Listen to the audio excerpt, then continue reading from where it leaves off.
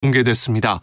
경기 북부경찰청은 오늘 신사공개위원회를 거쳐 1991년생 이기영의 신상을 공개했습니다. 이 씨는 지난 20일 밤 11시쯤 경기 고양시에서 음주운전을 하다 택시와 접촉사고를 낸 뒤 택시기사인 60대 남성을 집으로 불러 다투다가 둔기로 살해한 후 시신을 옷장에 숨긴 혐의를 받고 있습니다. 경인고속도로 화재 사망자를 5명으로 고치겠습니다. 끝으로 날씨입니다. 오늘은 전국에 가끔 구름이 많이 끼는 가운데 경기 남부와 충청 북부 지역에는 늦은 밤부터 내일 새벽 사이 1cm 안팎의 눈이 오겠습니다. 수도권과 강원 영서 중남부, 충남 남부 서해안, 경북 서해 서부 내륙에는 눈이 날리는 곳이 있겠습니다. KBS 1라디오 5시 뉴스를 마칩니다. 지금까지 아나운서 이재성입니다. KBS.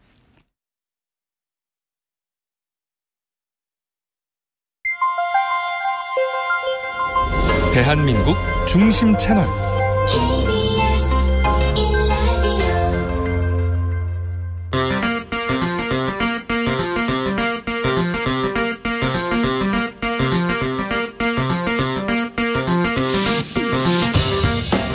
주진우 라이브.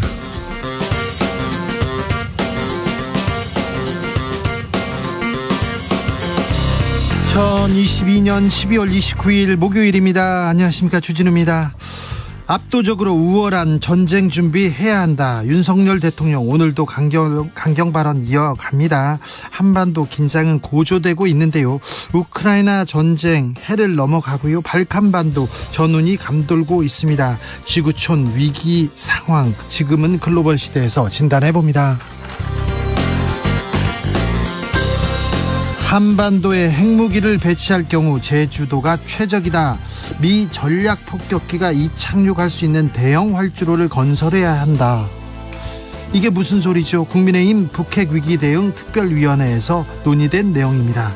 오영훈 제주특별도지사, 제주와 도민의 생존을 위협하는 내용으로 검토조차 없어야 할 사안이라면서 강하게 반발하는데요. 평화의 섬 제주에 무슨 일이 벌어지고 있는지 오영훈 지사한테 직접 들어봅니다.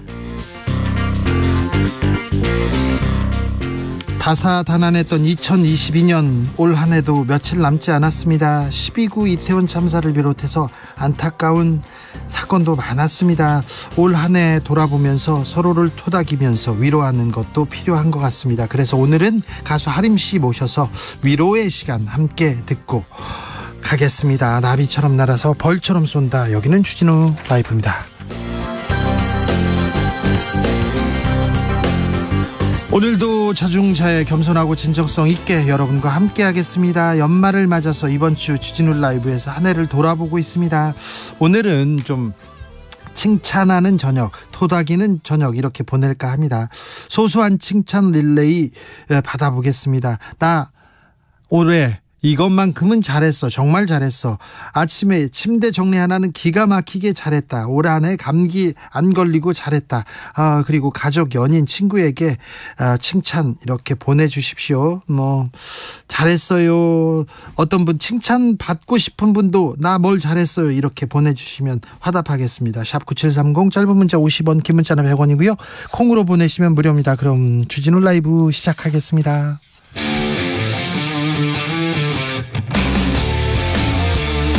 탐사보도 외길 인생 20년. 주 기자가 제일 싫어하는 것은?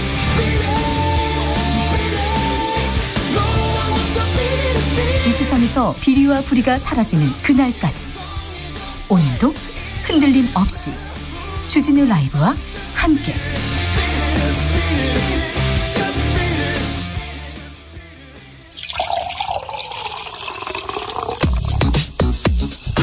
진짜 중요한 뉴스만 쭉 뽑아냈습니다. 주스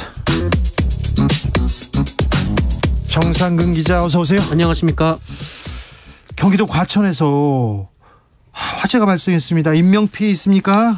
네, 오늘 오후 1시 49분 경기도 과천시 가련동 제2경인고속도로 북의왕 IC 인근 방음터널 구간에서 이 불이 났습니다. 이 5명이 숨지고 37명이 다쳤는데요. 불은 고속도로를 달리던 버스와 트럭 간의 추돌 사고가 발생하면서 시작된 것으로 전해졌습니다. 이 트럭에서 발생한 불이 방음 터널로 옮겨 붙으면서 순식간에 확산된 것으로 추정이 되고 있습니다. 이 사망자 5명은 사고 차량 등에서 발견된 것으로 알려졌습니다. 5명이나요? 네, 다친 37명 중 이 3명이 중상인데요. 34명은 연기 흡입 등의 경상입니다. 화재 구간 내에 고립됐던 차량은 총 44대로 파악이 되고 있습니다. 네.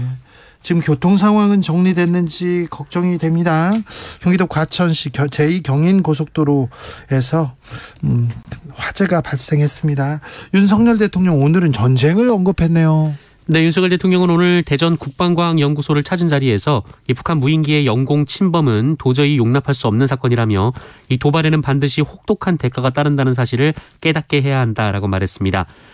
윤석열 대통령은 우리 자유를 침범하는 행위에 대해서는 확고한 응징과 보복만이 도발을 억제할 수 있다라면서 상대에게 핵이 있든 어떠한 대량살상 무기가 있든 이 도발을 일삼는 사람들에게 분명한 메시지를 줘야 하고 두려워하거나 주저해서는 절대 안 된다라고 말했습니다. 또 평화를 얻기 위해서는 압도적으로 우월한 전쟁 준비를 해야 한다라고 말했습니다. 응징, 보복, 전쟁 이런 단어가 이렇게 나오고 있습니다. 이게 뭘 의미하는지 잠시 후에 김종대 의원한테 좀 물어보겠습니다. 무인기가 서울을 헤집고 다녔다 이렇게 얘기했는데요. 군에서는 사실 무근이다. 용산까지 온 거는 아니다. 이렇게 얘기하네요.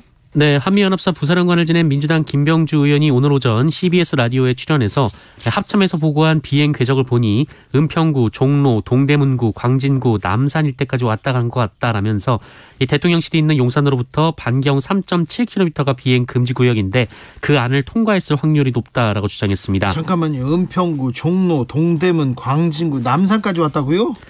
네, 하지만 이에 대해 합동참모본부는 저 무인기는 비행금지 구역을 침범하지 않았다라면서 사실이 아닌 근거 없는 이야기에 대해 강한 유감을 표명한다라고 밝혔습니다. 용산은 안 왔다, 비행금지 구역은 안 왔다 이렇게 얘기하는 거군요. 네, 다만 군은 앞서도 그 레이더상에서 이 무인기의 탐지와 소실이 반복됐다 이렇게 밝힌 바 있는데요. 네. 이에 따르면 이 비행금지 구역 침범 여부를 장담할 수는 없는 상황입니다. 네, 하지만 합참은 이 서울 지역의 경우 대부분 항적을 추측하고 있다라고 말했습니다. 오늘 이태원 참사 국정조사가 열렸는데 최성범 용산 소방서장 출석했네요. 네, 특수본이 구속영장을 신청했으나 검찰이 반려를 했는데요. 이태원 참사 현장에서 부실하게 구조지휘를 한 혐의로 수사를 받고 있는 이 최성범 용산 소방서장이 오늘 국정조사 특위 2차 기관보고에 출석해서 당시의 구조 상황을 설명했습니다. 이 최성범 서장은 당일 밤 10시 29분 현장 인근에 도착을 했고 10시 31분 이 현장 전면부에서 구조를 시도했으나 앞쪽에서는 끼임 상태를 풀 수 없다고 판단했고 이후 소방력을 후면부로 투입해서 구조 활동에 주력했다라고 밝혔습니다. 이 최성범 서장은 처음 도착했을 때 많이 당황했지만 구조에 소홀한 적이 없다라고 말했습니다. 네, 구속영장을 경찰이 청구했는데 검찰이 반려했습니다. 뭐가 부족하다 이렇게 얘기했는데 또 어찌 되는지도 지켜보겠습니다. 검찰은 마약 수사 관련해서 좀 입장을 밝혔어요? 네, 오늘 기관보고에는 대검찰청 마약범죄조직과도 출석을 했는데요. 이 김보성 과장은 이 자리에서 이태원 참사 현장 일대에서 마약 관련 수사 활동을 한 사실이 없다라고 밝혔습니다. 김보성 과장은 마약과 관련된 별도의 지침을 일선 검찰청에 전달하거나 경찰을 상대로 요청한 바 없다라고 말했습니다. 없습니까? 라임 몸통 김봉현 붙잡혔습니다. 네, 라임 주범 김봉현이 검거됐다는 소식이 조금 전 전해졌습니다. 이 경기도 일대에서 검거가 됐다라고 합니다. 전국 아파트값이 계속 하락세입니다. 근데 최대 폭으로 떨어졌네요. 네, 전국 아파트 매매 전세값이 또다시 역대 최대 폭으로 하락을 했습니다. 오늘 한국부동산원에 따르면 이번 주에 전국 아파트값은 0.76% 떨어졌는데요. 역대 최대폭이었던 지난주 마이너스 0.73%보다 낙폭이 커졌습니다. 네. 또한 5월 둘째 주 이후 34주 연속 하락하고 있고요. 전세값도 떨어지고 있죠? 네, 그렇습니다. 이 전세값도 계속 내려가고 있는데요. 이 전국 아파트 전세값은 0.92% 떨어져서 15주 연속 하락하고 있고요.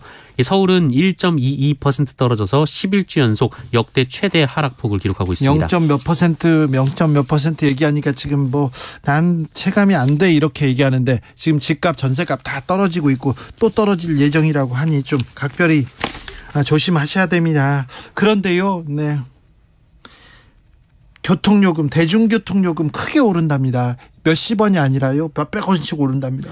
네, 서울시는 내년 4월 말을 기준으로 지하철, 시내버스, 마을버스 등 대중교통의 요금을 각 300원 인상하는 방안을 추진 중이다라고 밝혔습니다. 300원이나 오릅니까? 그러면 이거 서민들한테 너무 부담인데 50원, 100원씩도 아니고 300원이나 오르면 너무 많이 오르잖아요. 네, 현재 이 서울의 이 지하철 같은 경우에는 카드 기준으로 1,250원, 시내버스가 1,200원인데요.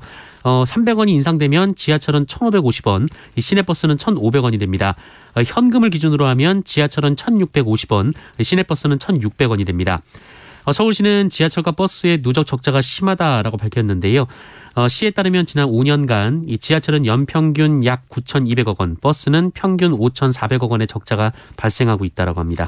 아니 뭐 적자가 대중교통은 적자를 내면서 시민들한테 국민들한테 이렇게 좀 복지를 서비스하는 그런 측면이 있지 않습니까? 그런데 오르는 것도 알겠어요. 이해도 되는데 300원씩 오르면 너무 많이 오르는 거 아닌가요? 이거 좀 시민들하고 좀 협의해야 되는 거 아닌가 이런 좀 생각해 봅니다.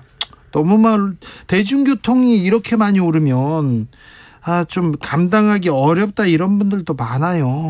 그러니까 좀 각별히 좀 챙겨주세요. 전기요금 또 오릅니까? 네, 이창양 상한업통상자부 장관은 오늘 기자간담회에서 이 내년 전기요금 인상 수준에 관한 질문에 현재 요율을 막판 조정 중이며 확정안을 연내에 발표할 것이다라고 밝혔습니다. 연내라고 했기 때문에 내일 발표가 유력한 상황인데요. 그간 정부가 전기요금 인상 필요성을 여러 차례 강조했기 때문에 이 관건은 인상 폭이 될 것으로 보입니다. 이 산업부가 최근 국회에 제출한 한전 경영 정상화 방안에 따르면 내년 한 해 전기요금 인상 적정액은 킬로와트 시당 51.6원인데요. 올해 많이 올랐다라고 했는데 20원이 안 올랐거든요. 이에 2.7배에 해당합니다. 전기요금도 오르고요. 대중교통도 오르고 막 오릅니다. 연말에 지금 사면도 있었고요. 어수선한 일도 있고요. 뭐 무인기도 왔다고요. 정신이 없는데 그 사이에 막 지금 전기요금 오른다. 뭐 대중교통 요금 오른다. 정신이 없네요. 서민들 좀 제발 좀 생각해 주셨으면 합니다. 물가 올라서 지금 이 상태로도 힘든데 계속 이렇게 대중교통 오른다고 합니다. 아이고 복잡하네요. 복잡한데 또 이런 일은 또 있었어요. 국민의힘에서 당협위원장 이렇게 뽑았는데 친윤계 그리고 검사 출신으로 많이 교체됐더라고요. 네, 국민의힘이 오늘 사고당협 지역구 68곳 가운데 42곳의 조직위원장 인선을 마무리했습니다. 친윤계 인사들의 약진이 눈에 띄는데요. 이 조직위원장은 지역당 조직 의결을 거쳐서 당협위원장이 되는 만큼 사실상 당협위원장을 인선하는 절차입니다. 네. 그리고 이 당협위원장이 차기 총선에서 공천에 유리한 입장에 섭니다. 대표적으로 윤석열 대통령 대선 캠프에서 상임 공보 특보단장을 지낸 김경진 전 의원이 이준석 전 대표와 가까운 그 현역 비례대표 허은하 의원을 꺾고 동대문구 지역구를 거머쥐었습니다. 김경진 전 의원이 허은하 현 의원을 꺾었네요. 허은하 의원은 비례대표 의원이지만 대변인도 하고 엄청나게 좀 활약을 했는데 이준석 대표 시절 대변인 했고 우크라이나도 같이 갔다 왔잖아요. 네, 그렇습니다. 그래서 친 이준석계다 이렇게 생각했나. 아무튼 김경진 의원은 다른 당에 있다가 광주를 지역구로 하던 분인데 동대문으로 가셨군요. 또요? 네, 그리고 윤석열 대통령 당선인 시절 특별 고문을 지낸 유종필 전 국회 도서관장은 서울 관악갑. 유종필. 그래요. 이분은 민주당에서 활동하다가 저쪽으로 이렇게 윤석열 캠프로 대선 캠프로 가신 분인데 받았군요. 또요. 네, 김은혜 대통령실 홍보수석의 경기지사 선거캠프 대변인을 지낸 홍종기 변호사는 경기 수원정에 배치가 됐습니다. 네. 그리고 서울고검 부장검사 출신의 최기식 변호사는 국회 부의장을 지낸 오선의 심재철 전 의원과 맞붙어서 경기의왕 과천 조직위원장을 거머쥐었습니다. 그리고 민정비서관을 지낸 어떤 분이었더라. 민정비서관을 지낸 분 한 분은요 어제 사면됐는데요 오늘 또 당협위원장 받았더라고요.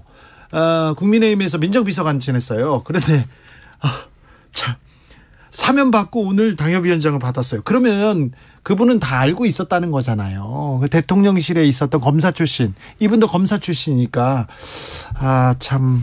김진모 전 비서관. 네, 김진모 비서관은 사면받았고 오늘 당협위원장을 바로 받았습니다. 하루 만에. 네. 그리고요 또 많이 있는데 여기까지 할게요.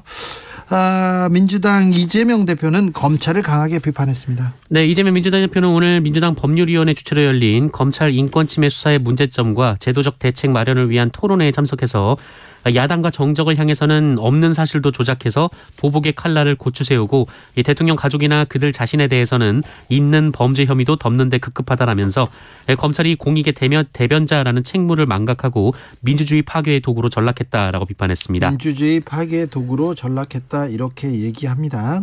네, 이재명 대표는 바뀐 건 정권과 검사뿐인데 이 진술이 180도 바뀌거나 언론을 통해서 수시로 이 수사 정보를 마구잡이로 유출하는 선동 작업도 한다라고 했고요. 이런 것이 민주주의의 적이고 범죄 행위라고 비판했습니다. 검찰은 이재명 대표에게 1월 초 출석을 요청했습니다. 네, 수원지검 성남지청은 오늘 기자들에게 문자 공지를 통해서 이재명 대표의 소환 일정과 관련해 내년 1월 10에서 12일로 요청하고 답변을 기다리는 중이다라고 밝혔습니다. 성남시청은 다음 주에 출석을 제안했으나 이 변호인 측이 일정 등으로 도저히 불가능하다라고 답했고 1월 둘째 주는 닷새 모두 가능하다고 답변했다 이렇게 밝혔습니다. 그러면 그날 중에 이렇게 출석 일자가 정해질 것 같습니다. 서해 공무원 피격 사건 관련해서 박지원 전 국정원장 기소됐습니다. 네, 서해 공무원 피격 사건을 수사 중인 검찰은 첩보 삭제 지시 혐의로 박지원 전 국가정보원장 그리고 서욱 전 국방장관을 재판에 넘겼습니다. 박지원 전 원장은 국가정보원법 위반, 공용 전자기록 등 손상 혐의인데요. 검찰은 박지원 전 원장 등이 해양수산부 공무원 고 이대준 씨가 북한군에 의해 살해된 이튿날인 2020년 9월 23일 국정원 직원들에게 관련 첩보와 보고서를 삭제하게 했다라고 보고 있습니다. 네. 한편 검찰은 박지원 전 원장 등에게 첩보 삭제를 지시한 의혹을 받는 서훈 전 국가안보실장에 대한 수사도 계속 이어간다는 방침입니다. 앞서 서훈 전 실장은 피격 사실을 은폐하기 위해 합동참모본부 관계자 등에게 보안 유지 조치를 하라고 지시해서 의무 없는 일을 하게 한 혐의 등으로 구속 기소된 바 있습니다. 노동자들의 실질 임금은 1년째 제자리입니다. 네, 고물가의 영향으로 국내 노동자의 실질 임금이 1년째 그대로인 것으로 나타났습니다. 고용노동부 발표에 따르면 올해 들어 10월까지 상용 근로자 1인 이상 사업체 노동자의 1인당 임금 총액이 384만 1,000원이었는데요. 1년 전보다는 18만 8,000원, 5.2% 정도 증가했습니다. 하지만 물가를 반영한 실질 임금은 357만 6천원으로 1년 전보다 2천원, 0.1% 늘어나는 데 그쳤습니다. 이 통계도 좀 말이 안 되잖아요. 노동자들의 실질 임금이 제자리인데 물가는 많이 올랐지 않습니까? 그러면 임금이 깎인 거죠.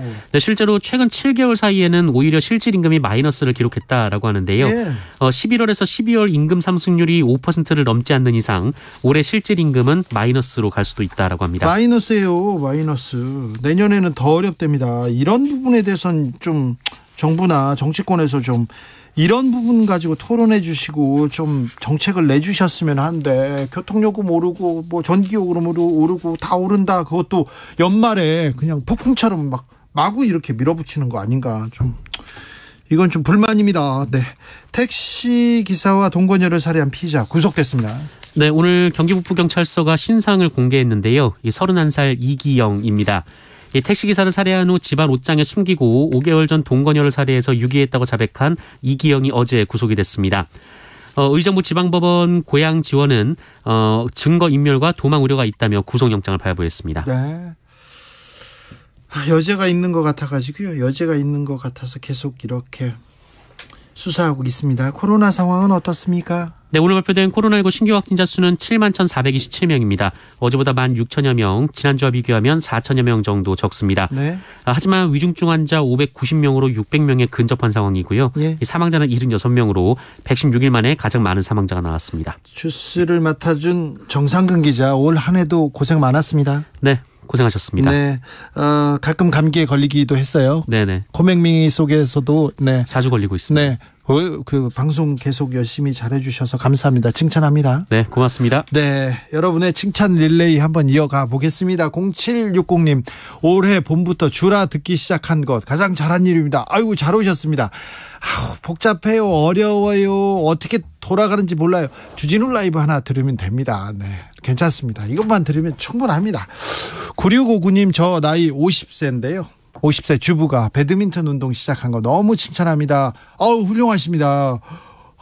배드민턴 시작하셨어요? 그거 운동되고 참 좋다는데 재미도 있고요. 잘하셨어요. 7678님, 저 올해 한 해 코로나 안 걸렸고요. 소백산 비로봉, 철학산 대청봉, 지리산 천왕봉, 가리왕산 잘 다녀왔고요. 건강하게 직장생활도 잘했습니다. 토닥토닥. 아이고 훌륭합니다. 거기 높고 힘든데 굳이 잘 다녀오셨어요. 저는 힘들어서 못 가겠다. 1053님, 저는 올 한 해요. 대출금 진짜 열심히 잘 상환한 걸 칭찬합니다. 착실하게 잘 상환한 덕분에 금리가 오르는 상황에서도 다행히 큰 걱정은 안 할 수 있었네요. 아우 잘하셨어요. 큰 짐 덜어놨네. 올해 이렇게 하셨으면 내년에는 금리가 또 어떻게 될지. 금리가 지금 많이 올랐잖아요. 그런데 부담될 텐데 잘하셨습니다. 4416님, 아내가 올여름 큰 수술을 받았습니다. 병간호 하나는 정말 잘한 것 같아요. 안 하던 요리에 재미도 생기고 이건 칭찬받고 싶습니다. 와, 훌륭하네요. 아내를 위해서 요리 취미까지 재미까지 생겼다니 이건 칭찬받을 일 맞습니다. 그래서 건강하시죠. 아이고 잘하셨어요. 이성권님, 저는요 1992년 군대에 있으면서부터 지속적으로 헌혈을 해왔는데요. 올해 30년 만에 100번째 헌혈했습니다. 저 잘하고 있는 거 맞죠? 헌혈은 사랑입니다. 아우 훌륭합니다.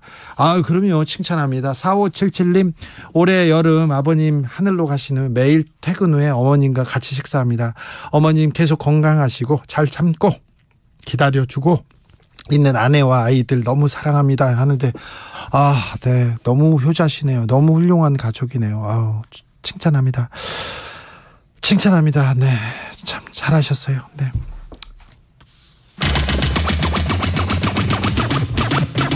주진우 라이브.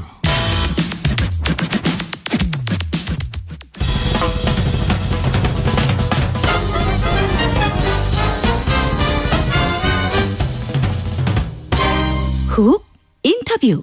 모두를 위한, 모두를 향한 모두의 궁금증 훅 인터뷰. 제주가 발칵 뒤집혔습니다. 국민의힘 북핵 특위가 북한의 핵 공격이 임박하면 제주도를 거점으로 핵무기를 전진 배치하는 방안을 논의한 사실이 알려지면서 파문이 일고 있습니다. 평화의 섬 제주에 핵무기라니요, 전진 배치라니요, 이게 무슨 일인지 물어보겠습니다. 오영훈 제주특별자치도지사, 안녕하세요. 네, 안녕하십니까. 오영훈입니다. 네. 아이고, 저 연말에 덕담을 나눠야 되는데, 좀 이 얘기부터 나눠야 되겠습니다. 네네. 아니, 평화의 섬 제주에 핵무기라니요. 제주가 네네. 핵무기 배치의 최적지라니요. 이게 또 무슨 내용입니까? 네, 저희들이 그제 확인을 했습니다. 네. 국민의힘 북핵 위기 대응 특별위원회에서 네. 핵 배치를 포함한 제주 군사기지화를 논의했던 사실을 확인했던 것이고요. 네. 당시 회의 자료에 적시했던 내용을 보면 북핵 대응 전략으로 한반도에 미 핵무기를 전진 배치할 경우 제주도가 최적이라는 점과 또 상황이 악화될 경우 제주도의 전략도서와 검토가 필요하다는 내용이 담겨져 있습니다. 물론 북핵 특위에서는 최종 보고서에 이와 관련된 내용을 뺐다고 얘기를 하고 있지만 아직 최종 보고서는 공개하고 있지 않습니다. 이런 논의를 한 것만 해도 제주도가 네네. 최적지야, 제주공항 이런 얘기를 한 것만 해도 생각이 네. 있다는 거 아닙니까? 그렇죠. 저는 이게 또 이번 북핵 논의 과정에서만 논의됐던 것이 아니라 네? 지난 10월 27일 10월 31일 네? 북핵 위기 대응 세미나를 국회의원회관에서 했었습니다. 네? 그 과정에서 제주도 전략도서와 전략군이라는 제언과 관련된 내용이 자료로 제시가 됐습니다. 네? 그 내용에 보면 제주도의 향후 핵전력을 운용할 전략군과 해병 제3사단 창설 내용, 기지방어사령부, 스텔스 비행단, 제2잠수함사령부, 제2기동함대사령부 설치와 관련된 내용들이 대폭 들어있고요. 이런 연장선상에서 북핵 대응 특위에서 논의됐던 것으로 유치될 수밖에 없습니다. 그렇기 때문에 상당히 좀 심각하게 이 상황을 보고 있다는 점 말씀드립니다. 아니, 도지사님, 그러면 지금 네네. 평화의 섬 제주를 거의 군사도시로 만들려고 하는 건가요? 지금 그런 생각을 하고 있다고요? 그런 생각을 하는 일부의 주장이 있는 것으로 확인되고 있다는 점이 걱정스러운 부분이고요. 이게 갑자기 툭 한 자리에서 튀어나온 건 아닌 것 같으네요. 회의도 네네. 있었고 특위도 있었고요. 네네. 그래서 아까 제가 10월 달에 이미 한 차례 논의가 있었고 네. 그다음 연이어서 북핵 대응 특위에서 논의가 이루어진 것을 보면 네. 일련의 흐름이 형성되고 있는 거 아닌지하는 걱정을 저희 도민들께서 하시고 있는 겁니다. 네. 제주도에 제2공항 건설을 추진한다 이 얘기는 예전부터 나왔는데 이 공항도 지금 군사공항과 공사공항으로 활용하려고 지금 준비하고 있는 건가요? 그렇게 보는 시각이 있는 것이고요. 그렇기 때문에 이런 시각을 불식시키기 위해서는 저는 국민의힘 차원에서 당정 논의를 통해서 이와 관련된 논의가 아니라는 것을 분명하게 밝힐 필요가 있다라고 생각을 합니다. 지금 뭐라고 합니까? 일단 지금은 오보라고 주장을 하고 있고요. 그리고 최종 보고서에는 빠져 있다라고 얘기를 하고 있는데 네. 최종 보고서 공개는 아직 하고 있지 않습니다. 보고서도 안 내놓고 지금 회의에서 얘기를 해놓고 오보라고요? 네, 그렇게 주장을 하고 있는 것이고요. 네. 그리고 또 국토교통부도 저희들이 제2공항 건설과 관련돼서 전략 환경 영향 평가 보완 용역 공개를 해달라고 요청을 하고 있는데 아직 그 내용도 공개가 되고 있지 않습니다. 네. 그렇기 때문에 제5공항 건설과 관련된 걱정과 우려가 지역사회에서 커지고 있는 상황입니다. 걱정할 수밖에 없네요. 걱정되겠네요. 지사님, 이게 그 공항을 짓고 이렇게 군사기지로 만들고 이거 국토부가 주무부처 아닙니까? 네, 맞습니다. 근데 제주 출신 원희룡 국토부 장관은 뭐라고 합니까? 일단 원희룡 국토부 장관께서는 아직 이와 관련된 입장을 밝히고 있지는 않고요. 다만 어제 국토교통부가 보도자료를 통해서 민간공항으로 간다는 입장을 밝혔고 군사기지는 상정하지 않고 있다는 입장을 밝히고 있습니다. 예? 그렇지만 저희 입장에서는 주무부처의 장관이 직접 이 문제와 관련돼서 입장을 밝힐 필요가 있다라는 주장을 하고 있습니다. 물어봐야 되겠네요. 지사님은 저 국회의원도 오래 하시고 또 정치력도 또 이게 또 다른 사람들이 다 정치력 야당에서도 여당에서도 인정하는 분인데 원희룡 장관한테 직접 물어보시지 그러셨어요. 지금 면담 요청을 계속 하고 있는데요.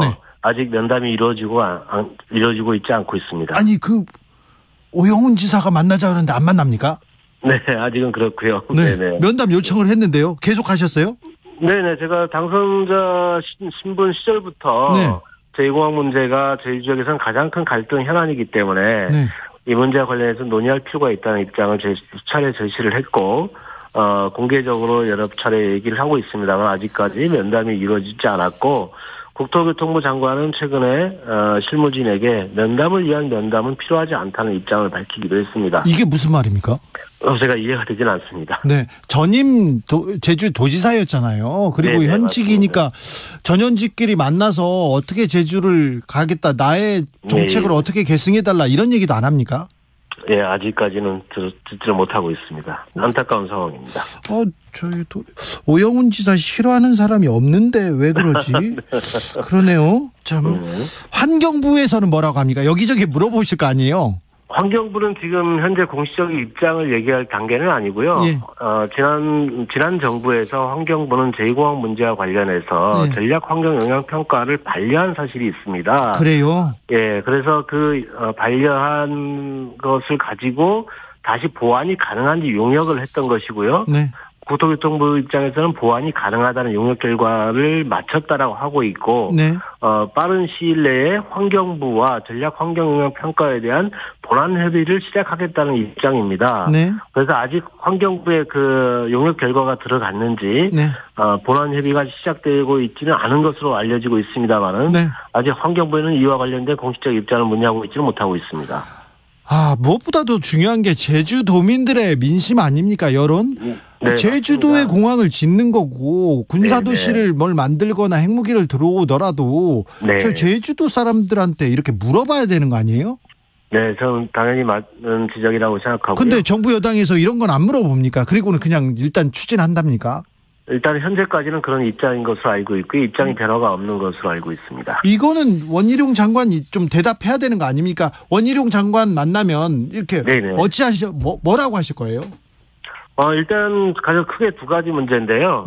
국민의힘에서 특위 차원에서 논의가 됐던 사항이기 때문에 이게 주무부처 장관의 의견을 들어서 진행하고 있는 것인지에 대한 확인을 해주셔야 된다는 점이고요. 그렇죠. 그리고 또한 이 국민의힘 북핵특위에서 주장하고 있는 기지화, 군사기지화 문제에 대해서 또 조부태 장관은 어떤 입장을 갖고 있는지 네. 명확히 밝힐 필요가 있습니다. 그래야 그 다음에 전략환경영향평가 보안 용역에 대한 보고서를 공개함으로써 네. 저희 도민들에게 투명하게 정보를 공개하고 판단할 수 있는 계기는 만들어줘야 한다고 생각합니다. 알겠습니다. 무슨 말인지 제가 머리가 정리 잘 됐습니다. 정치자들도 잘 알아들었을 것 같습니다. 네, 자, 네. 오영훈 도지사님 마지막으로 이제 연말이고 그러니까 한마디 해주십시오. 네, 제주는 네. 지난 74년 동안 가장 큰 아픔이 있었던 것이 사산 문제였습니다. 그렇죠. 다행히 화해와 상생에 입안해서 사산 문제를 해결해 왔고요. 최근에는 사산 보상이 이루어지고 있고 또 당시 불법 군사 재판에 의해서 또 일반 재판에 의해서 수용 생활을 했던 분들에 대해서는 무죄 판결이 내려지고 있습니다. 제주도의 화해와 상생이 전 세계 과거사 문제 해결의 모델로 자리 잡고 있는 이때 제주가 평화 협력의 우호도시로 나갈 수 있도록 정부 차원에서 적극적으로 뒷받침을 해줘야 되는 상황이라고 생각합니다. 네. 국민 여러분들께서 지켜주시기를 부탁드립니다. 알겠습니다. 네. 네. 오영훈 지사님 옆집 형 같았는데요. 지금 말씀하시는 거 보니까 도지사 같아요. 네, 감사합니다. 네. 네. 오영훈 제주특별도지사와 말씀 나눴습니다. 교통정보센터 다녀올까요? 이현 씨. 네, 오늘도 많이 밀리고 있습니다. 연말이라 교통량이 많은 데고요. 또 퇴근 시간이 되면서 도로 위 정체는 더 심해지고 있습니다. 게다가 여기저기에서 돌발 상황까지 많이 발생하고 있는데요. 제2경인고속도로 북의왕 나들목 부근이 전면 통제되고 있습니다. 오늘 오후 1시 50분쯤에 방음터널 구간에서 대형 화재 사고가 났고요. 5명의 안타까운 사망자도 발생했습니다. 다시 정리해드리면 제2경인고속도로 북의왕 나들목 부근은 양방면이 전면 통제되고 있습니다. 인천 쪽으로는 아예 고속도로 진입이 안 되는 상황이고요. 성남 방향은 석수 나들목에서 우회를 시키고 있으니까요. 미리 참고해서 운행하시는 게 좋겠습니다. 화재 사고 여파로 과천대로는 물론이고요. 인근도로 정체가 극심한 상황입니다. KBS 교통정보센터였습니다.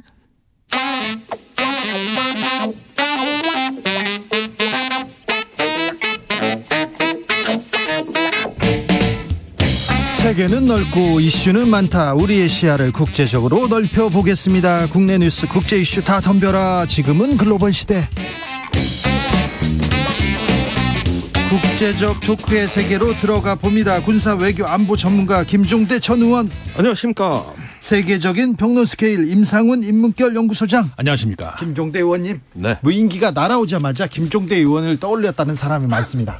예. 저도 좀 바빴습니다. 바빴죠? 예. 자, 이거 어떻게 봐야 됩니까? 일단 북한은 왜 날려보냈으며 우리 군의 이상한 대응은 왜 나타난 그렇죠. 것이냐. 이 두 가지 질문을 할 걸로 제가 왜 예상합니다. 갑자기 또 무인기가 나왔을까요? 몇 년 만에 5년 넘게 잠잠하다가. 그런데 여러 가지 이유가 있겠습니다만 최근에 북한의 양상을 보면은 그 남북 군사 합의서 무력화가 아주 체계적으로 진행되고 있습니다. 예. 기억나시겠지만은 여름에 서해와 동해 각기 그 수백 발의 포탄을 쐈거든요. 네. 이게 그 해상의 그 사격 금지 구역을 위반한 사례입니다. 네. 그것에 이어서 이번엔 비행 금지 구역을 위반한 거예요. 이렇게 체계적으로 하나씩. 군사 합의서가 무력화되고 있는데 그 특별히 그 남북 군사 합의서에는 서부 전선 군사 분계선 전후 10km, 동부 전선은 12km의 드론 금지 구역이 따로 설정이 돼 있었다는 거예요. 이게 무너지는 것이죠. 이렇게 되면은 다음 행동도 이 군사 합의서를 총체적으로 무력화하면서 아마도 내년 봄까지도 계속 전략적 공세가 지속될 것이다. 탄도미사일을 많이 쐈는데 네. 미사일을 쐈어요 하고 아무런 동향이 없었잖아요. 저기 국제적으로 관심도 없었고 그래서 지금 다른 쪽으로 도발하는 것도 좀 생각하는 것 같은데. 예, 그리고 그 한 달 전에 김여정 노동당 부부장의 담화, 예. 11월 24일 담화입니다. 이때 그 서울 관역 발언이 나옵니다. 네. 문재인 때는 서울은 관역은 아니었다. 네. 그러니까 이제는 전술 미사일, 단거리 미사일을 많이 확보한 북한이 어떻게 보면은 이 수도권에서의 그 표적을 획득하기 위한 정찰 활동이 강화됐다고도 볼 수 있는 거죠. 관역 얘기 나오니까 탁 오네요. 예. 지금 수도권까지 이 드론이 날라왔잖아요. 무인기가. 네. 그런데요. 좀 우리 군의 대응은 조금 아쉬웠어요. 전투기가 출격하다가 추락하고요. 네. 하루는 새떼를 보고 막 사격하고 하루는 풍선 보고 막 비행기가 따라다 이게 왜 이렇습니까? 그러니까 우리 군이 압도적 대응이라는 이런 어떤 그 방향에 너무 구속돼 있는 것 같습니다. 이 무인기는 사실 쉽게 못 잡아요. 그렇다면 어쩌다가 이렇게 놓칠 수도 있지만 추적하면서 이걸 어떻게 차단할까 좀 냉철하게 그 관찰하고 대응책을 그 강구해서 써야 되는데 오만 걸 다 띄웠단 말이에요. 그러니까 저기 예를 들어 집안에 파리 모기가 나타났는데 파리 한 마리 잡으려고 거기다 총 쐈다. 거기다가 대고 뭐 부엌칼, 삽자루, 쇠톱까지 다 나왔단 말이에요. 이게 파리채 하나로 잡아야 될 거를. 그렇죠. 아니 F-15 전투기가 여기서 왜 나옵니까? 틀은 잡는데. 예, 마하 1.9까지 나와요. F-15 전투기가. 소리 속도의 2배가. 그러면 자동차 속도밖에 안 되는 거 잡으려고 그게 나옵니까? 그래. 그리고 공대지 미사일 쏠 겁니까? 그러니까 이렇게 압도적 대응이라는 이게 최근에 윤석열 정부의 기조로 자리 잡히면서 무언가 동원할 수 있는 건 다 동원해야 되겠다는 이런 어떤 그 대응이 나와버렸는데 이것은 합리적이지 않아요. 군사적으로는 어떤 그 경량화되고 스마트된 대응밖에 없었거든요. 예를 들어 같이 드론을 띄워본다든지 방해 전파를 발사한다든지 물론 이번에도 제한은 있었습니다만 비록 실패했더라도 그런 대응이었어야 된다는 것이죠. 그렇죠. 파리 모기를 잡는데 지금 총을 쏴서는 이건 대응이라고 볼 수 없잖아요. 그러면 그렇습니다. 항공기를 띄우고 그리고 미사일을 쏘거나 뭐 사격을 하는 건 그거는 제대로 된 대응이 아닙니까? 아니 사실은 이런 그 드론에 대응하는 어떤 교리를 만들기 위해서 2017년 이래로 우리 육군교육사령부하고 방공표 사령부에서 엄청 많이 개념도 만들고 연습도 하고 그 장비도 도입해 왔거든요. 그래요? 그렇다면 대응할 수 있는 것은 우선은 전방에서 잡았어야 되는데 우리 벌컨, 오리콘 또는 비호무기 체계로 알려진 그 경량화된 지대공 전력이 1차적으로 차단을 했어야 되고 안 됐을 때는 대응 드론을 띄운다든지 또 매우 제한됩니다만 사실은 전파 방해도 좀 시도했었어야 됩니다. 이런 식의 대응들이 좀 스마트하게 전개됐으면 좋았을 뻔했던 군의 것이죠. 대응은 매우 아쉽습니다. 그런데요, 윤석열 대통령 계속해서 이 발언 수위 올립니다. 응징, 보복, 오늘은 압도적 우월한 전쟁 준비, 전쟁까지 나왔어요. 예. 그러니까 이렇게 해서 우리도 막 드론을 북으로 3대나 날려보내지 않았습니까? 지금 말입니다. 이것은 우리가 이렇게 북한 비행체에 의해서 수도권의 영공이 완전히 유린된 제가 보기엔 최초의 사건이에요. 이런 사건이 없었어요. 그렇다면 지금 유엔 안보리 제소를 한다든지 또는 국제법에 호소한다든지 어떤 정부의 대외적인 성명이 나가고 이런 외교적인 어떤 그 대응이 긴밀하게 나갔어야 되는데 아무것도 없었잖아요.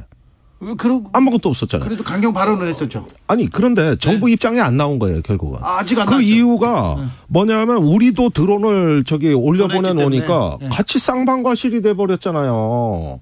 이렇게 하면은 우리가 이걸 갖다 북한의 만행, 도발 이걸 갖다가 고발을 하고 어떻게든 단죄를 해야 되는데 결국은 군사적 대응으로 끝나버린 겁니다. 외교적이고 또 어떤 국제적인 접근을 통해 가지고 이건 어떤 같은 유엔 회원국끼리에 있었던 가장 명확한 유엔 헌장 위반 사태고 정전협정 위반 사례입니다. 그리고 또 우리가 북에다가 뭘 날려보내는 것도 유엔 사령부가 정전협정을 관할하고 있기 때문에 일단은 법적 주체 그 절차에 맞게 호소를 했었어야 된다는 거예요. 이런 법적 외교적인 어떤 조치가 없이 그냥 군사적인 대응만 해버렸거든요. 그러니까 다음에 할 일이 없는 거예요. 할 일이. 군사적 이렇게 긴장은 또 그리고 압도적인 전쟁 이렇게 자꾸 뭘 보여주는 거를 많이 얘기하는데 자 이런 저강도의 작은 도발에 대해서는 말입니다. 그에 맞는 합리적인 어떤 상황 관리가 필요한 것이지 여기에서 뭘 자꾸 압도적으로 한다고 해서 해보니까 격에 안 맞고 실효성이 없어요. 그래서 이럴 때는 자꾸 이렇게 강경책 어떤 압도적 대응만 남발할 문제가 아니라 어떻게 하면은 이거를 효과적으로 차단할 수 있느냐. 제가 보기에는 민간의 뛰어난 기술이 너무 많아요. 이렇게 해서 지금은 어떤 민관군 통합방위 체제를 갖춰야 되고 그다음에 국방과학연구소라든가 방위사업체 연구소들이 모여가지고 세미나라도 하면서 전파교란 또 극초단파 마이크로웨이브 파로 잡을 수 있거든요. 또는 대응 드론을 띄우는 이런 어떤 있는 자산과 기술을 갖고라도 일단 종합적인 대응책을 하는 이런 지혜롭고 정확한 어떤 행보가 아쉬운 겁니다. 근데 왕창 뭘 쏟아붓는 식으로 해보니 팔이 나타 나타나는데 쇠톱이 왜 필요합니까? 망치가 왜 필요한 거예요? 망치로 파리를 잡을 수도 있어요. 그랬다가 부서집니다. 네네. 집안이. 나만 하질 않아요. 자, 알겠습니다. 무인기 문제 이렇게 고민해봤습니다. 이거 말고요. 정말 중요한 문제 같아요. 우리 경제에 미치는 영향도 큰데 중국이 코로나가 매우 심각한 상황인 것 같아요. 병원에서 병원 응급실이 다 찼다, 병상이 없다, 약이 없다 이런 얘기까지는 들렸는데 거기에 더 하나 중국인 관광객들. 중국 사람들도 코로나 때문에 중국에 있는 걸 무서워하는 것 같아요. 그렇죠. 마구 나가고 있습니다. 이태리로 이렇게 비행기를 타고 들어갔는데 절반은 코로나 확진자더라 이런 얘기도 나는데 1월 초부터는 우리나라도 온다고 합니다. 임 소장님, 그렇죠. 이거 심각한 것 같아요. 맞습니다. 중국에서 지금까지 발표했던 그 코로나 통계가 정확하지 않다는 것이 이번에 완전히 전 세계적으로 이제 알려진 그게 이제 이태리 아까 말씀하신 그 사례라는 것이죠. 네. 절반이 확진자라는 거 아니겠습니까? 이탈리아에서도 지금 이 중국에서 중국발 여행객들에 대해서 공항에서 엄격하게 통제를 하고 있는데 이탈리아뿐만 아니죠. 지금 인도, 일본, 그다음에 대만 이런 곳에서는 공항에서 중국발 여행객들은 무조건 통제를 하면서 이제 관리를 하기 시작했습니다. 그리고 이제 미국 또 필리핀 이런 나라들도 지금 물론 우리나라도 공항에서 이제 중국에서 오는 분들은 이제 따로 또 이렇게 특별히 하고 있습니다만은 문제는 지금까지 중국이 통제돼 있었잖아요. 그러니까는 중국에 가족들이 있는 분들도 어떻게 가볼래도 못 가보고 올 수도 없었고 이게 이제 풀리니까 중국이 다음 달 8일부터 이제 풀린단 말이에요. 그러면은 중국에서 왕창 이제 전 세계로 쏟아져 나간다는 것이죠. 그렇죠. 이게 이제 문제가 된다는 겁니다. 네. 이거 이제 우리나라에서도 공항에서 어떻게 대응할지가 초긴장 상태로 봐야 되는 것이고 우리가 지금까지 코로나 대응을 안 한다고 안 한 게 아니지 했잖아요. 했는데도 이렇게 전 세계가 뚫렸었는데 이 내년 초에 이 또 한 번 어떤 그 대위기가 오는 건 아닌가라고 하는 진짜 긴장을 하지 않을 수가 없습니다. 이거는 방역도 그렇고 또 경제 쪽에서도 좀 고민을 하고 대책을 세워야 될 것 같은데 걱정입니다. 예, 2년 전 상황을 한번 보시죠. 그때 2020년 초에 가장 논쟁이 됐던 게 중국 입국 제한 문제였습니다. 예. 그때 여야가 아주 심하게 부딪혔는데 우리가 중국에 대해서는 특별 입국 절차라는 제도를 시행했고 그것을 인해서 굉장히 성공적으로 방역을 했습니다. 그래서 중국을 통해 가지고 특별 입국 절차를 시행한 이후에 그 중국으로 인한 어떤 코로나 유입자는 거의 다 막아냈거든요. 네. 그래서 2월 이후로는 그 발열자들이 입국이 안 됐어요. 그런데 지금은 변종이 생겼기 때문에 무증상 입국이 가능합니다. 결국 PCR 검사밖에 없는 거죠. 네. 이렇게 되면은 단순한 발열 체크뿐만이 아니라 특별한 게 더 특별한 입국 절차가 이제 필요해진 시기가 됐는데 방역 당국에서는 내일 그 중국 입국 문제에 대해서 발표를 한다 그래요. 네. 아마 굉장히 강화된 조치가 나올 가능성이 높아졌죠. 그러니까 아까 말씀드린 그 나라들, 그러니까 이탈리아, 일본, 대만 이런 나라들은 공항에서 발열 검사가 아니라 PCR 검사를 한다는 거거든요. 네. 중국에서 들어온 그 여행객들에 대해서. 그러니까 이거 우리나라도 그에 준하는 혹 그 이상이 되는 어떤 그런 걸 하지 않으면 어렵다는 것이죠. 중국에서 중국의 코로나 통계는 통제된 수치였고 조작된 수치였다는 것은 이거는 사실로 받아들여도 될 것 같습니다. 네. 그런데 이제 중국에서 이렇게 코로나가 계속되고 그 사람들이 이동하고 그다음에 이게 경제적 전 세계에 미치는 영향 그리고 우리한테 미치는 영향도 큰데 아이고 안 그래도 이렇게 경제 위기인데 이 부분 심히 걱정됩니다. 그러니까 우리 홍대나 명동 지금 거의 상권이 그 회생이 안 되고 있는 지역에서는 중국 관광객이 굉장히 절실합니다. 네. 그런데 문제는 이 효과를 알 수가 없는 거예요. 그렇죠. 네, 그런데 또 중국이 자체적으로 PCR 그 검사 기능이 대단히 취약하기 때문에 한국에 온 뒤에야 제대로 된 검사가 가능하고 그렇게 되면은 또 여기서 대규모 어떤 강제 격리가 됐을 때는 중국 쪽에서 엄청난 불만이 폭발할 것이고 이런 문제들이 남아 있기 때문에 마냥 중국 입국자들이 현재 반갑지만도 않은 상황입니다. 네. 알겠습니다. 크리스마스를 지났고요. 연말입니다.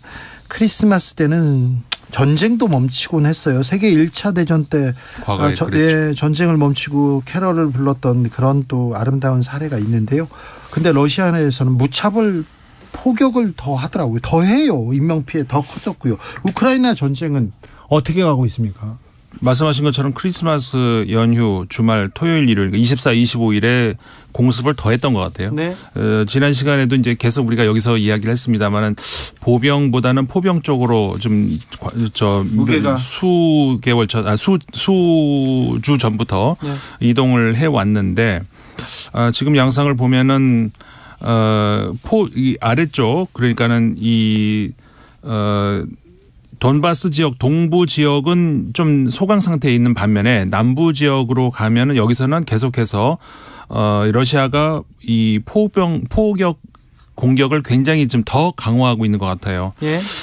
반면에 이 동부 지역은 우크라이나 입장에서는 사실 이번 가을부터 동북부 쪽을 점점 많이 회복을 하지 않았습니까? 네. 그 여세를 조금 더 몰려고 하는 그런 인상을 받는 것이 이 돈바스 지역의 스바토브라고 하는 그 어떤 거점 지역이 있고 그다음에 좀 더 밑으로 내려오면 크레미나라고 하는 곳이 있는데 이 두 곳을 지금 우크라이나가 전략적으로 좀 보병 공격을 하려고 하는 것 아닌가라는 그런 기미가 살짝 보여요. 만약에 이곳이 뚫린다면 그러면은 사실상 러시아가 처음 2월 공격을 할 당시의 지점까지도 밀고 내려갈 수 있다는 거거든요. 우크라이나는 지금 계속해서 협상 이야기가 자꾸 나오지 않습니까?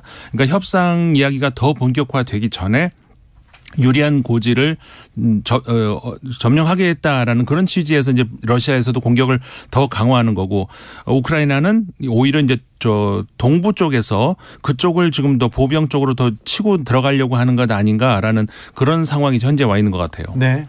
발칸반도에도 또 전쟁 위기가 있습니까? 예, 전쟁 위기까지는 아닌데. 사실 전원이 감돌고 있다는 기사는 이미 나오고 있는데 문제는 세르비아와 코소보 간에 네. 전원이 감돌고 있는 사안입니다. 이게 뭐 전쟁 초기냐 이런 데는 조금 의문이 있어요. 사실은 세르비아로부터 독립한 코소보가 예. 자국 내 세르비아계 주민들이 있다고. 예. 이게 한 5% 정도 돼요. 네. 그런데 이 사람들이 종종 이제 반 코소보 반정부 시위를 하는 것이죠. 그런데 자동차 번호판을 코소보 정부에서 발급하는 걸 거부하고 네. 세르비아에서 발급하는 자동차 번호판을 쓰겠다.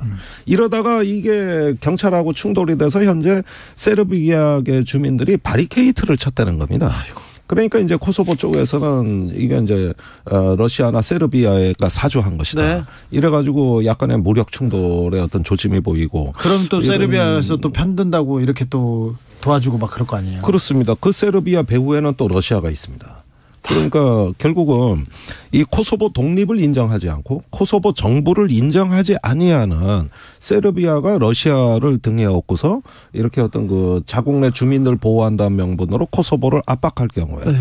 이럴 때 이제 충돌이 발생할 가능성이 있는 거거든요. 지금 뭐 벨라루시에 또 코소보에 세르비아에 그러니까 내년에도 평화는 좀 뭔가요? 내년에도 우리가 이제 이 국제 분쟁을 주시해야 되는 지역이 이 국가 간의 그 경계선하고 민족 간의 경계선이 일치하지가 않은 곳이 많이 있지 않습니까? 네. 지금 이 의원님 말씀하신 코소보하고 세르비아도 마찬가지인데 네. 코소보가 독립을 했는데 살짝 그 영역으로 세르비아 주민들이 있는 쪽이 코소보 땅으로 되어 있거든요. 지금 우크라이나 크림반도도 마찬가지. 거기도 마찬가지죠. 네. 그리고 유럽하고 이제 아시아하고 중간에 있는 조지아하고 아르메니아하고 아제르바이잔 이 지역도 마찬가지고 그다음에 우리 뉴스에 많이 나오는 그 시리아와 이제 터키와 튀르키예 그쪽 지역도 마찬가지고 그러니까 쿠르드족과 이 기존에 있는 국가 간의 그 경계선이 일치하지 않기 때문에 벌어지는 모든 이런 분쟁들인데 이 우리 보도가 지금 잘 안 되고 있습니다만은 이 코소보와 세르비아도 마찬가지 똑같은 문제라는 것이죠. 네. 그런데 이제 말씀하신 것처럼 그 뒤에는 러시아하고 또 미국이 그리고 이제 유럽연합과 이 미국은 코소보의 독립을 조금 더 응원하는 쪽이고 네. 반면에 러시아는 세르비아 쪽에서 후원을 봐주는 쪽이고 그러다 보니까 이게 또 국제 분쟁으로 또 커진 것 아니냐. 근데 이제 여기는 우크라이나까지 지금 하고 있는데 거기까지 이제 러시아나 미국이나 힘이 거기까지는 이제 좀 딸린다는 거죠. 게다가 1999년도죠. 그렇죠. 그때 분리가 됐는데 그 무렵이 코소보 전쟁이라고 해서 네. 그게 그 국제사회 평화유지군이 네. 그 개입을 한 전쟁인데 예, 인류 역사상 가장 아주 끔찍한 축에 드는 인종 청소가 있었어요. 아이고. 예, 이때 세르비아에 의해서 그렇죠. 예, 한 만여 명 인종 청소가 자행이 됐습니다. 그러니까 수천 년간 뭐 수백 수천 년간 종교의 평화를 유지해왔고 공존해왔던 이런 어떤 그 국가 공동체 내에서 어느 날 갑자기 증오가 싹트고 종교 분쟁이 벌어지고 극기하는 인종 청소까지 가지고 결국은 어떤 끔찍한 어떤 그 사태까지 맞이했던 그런 상처가 이게 불과 20년 전에 있었던 일입니다. 다시 그 증오 혐오를 불러일으키는 그런 세력이 있습니다. 전 세계의 평화를 빌어봅니다. 마지막으로 하나만 물어볼게요. 예. 이번 무인기 왔고 우리 군의 대응 이런 걸 보면 네. 안보가 뻥뻥 뚫렸고 안보 참사라고 볼 수 있죠. 예. 안보 참사는 맞죠. 맞습니다. 자, 그런데 국민의힘에서는 전 정권 탓이다. 문재인 정권의 안보 대참사다 이렇게 얘기하고요. 네. 민주당은 무슨 소리냐. 지금 국민의힘 지금 윤석열 정부 하늘이 떨린 거 아니냐 이렇게 얘기합니다. 아니 그러니까 다음 날 대통령 국무회의 메시지가 지난 5년간 훈련 안 했다. 이건 문재인 정부 탓이라는 거고 국회에서 50% 무인기 대응 예산 삭감했다. 이건 또 국회 탓이라는 거고 그리고 군은 뭐 했냐고 크게 윽박지르니까 준호기 등 군이 사과까지 하는 일이 벌어졌어요. 예. 그런데 이렇게 다 무슨 탓이 돼버리니까 지금 이렇게 보면은 군도 명예가 상당히 심각하게 실추돼 있는 상황이고 이 국가적으로 지금 이거는 중지를 모아야 될 때입니다. 이러는데 또 다시 이게 정쟁의 프레임에 갇혀버렸다. 이런데 안타까움을 금할 수가 없고요. 지난 정부에서만큼 무인기 대응 대책을 많이 수립한 정부도 없습니다. 그렇습니까? 말해서. 문재인 정부가요? 아니 모든 사단 연대 대대까지 전부 다 지휘관들한테 무인기 대응 임무 다 주어져 있었고 의무적으로 훈련하게 돼 있었고 장비가 들어오고 있었고 대응 개념이 만들어졌고 아니 지난 5년처럼 많이 한 때가 어디 있습니까? 그런데 그 역량이 이번에 전혀 발휘가 안 된 게 문제지. 뭐 어떤 정부는 손 놓고 있었다. 이런 식의 그 접근은 우선 사실관계에도 맞지 않을 뿐더러 안보를 위해서 더더군다나 좋은 선례는 아니죠. 네. 김종대 의원님 올 한 해도 고생 많으셨습니다. 내년에도 고생 많을 것 같습니다. 네, 그렇습니다. 아무튼 군사 외교 안보 전 분야에서 맹활약 칭찬합니다. 감사합니다. 네. 그리고 임상훈 소장님. 네. 세계 국제 정세 알려주시고요. 세계 뉴스 이렇게 짚어주셔서 감사합니다. 고맙습니다. 매우 칭찬합니다. 네. 매우 많이 배웠습니다. 아이고 오늘 기분이 좋습니다. 그렇습니까? 올해 마지막 방송인데 네. 좀 내년엔 좀 따뜻하고 아름답고 또 평화로운 평화를 위한 뉴스를 이렇게 전하고 싶습니다. 김종대, 임상훈 두 분과 함께했습니다. 감사합니다. 고맙습니다.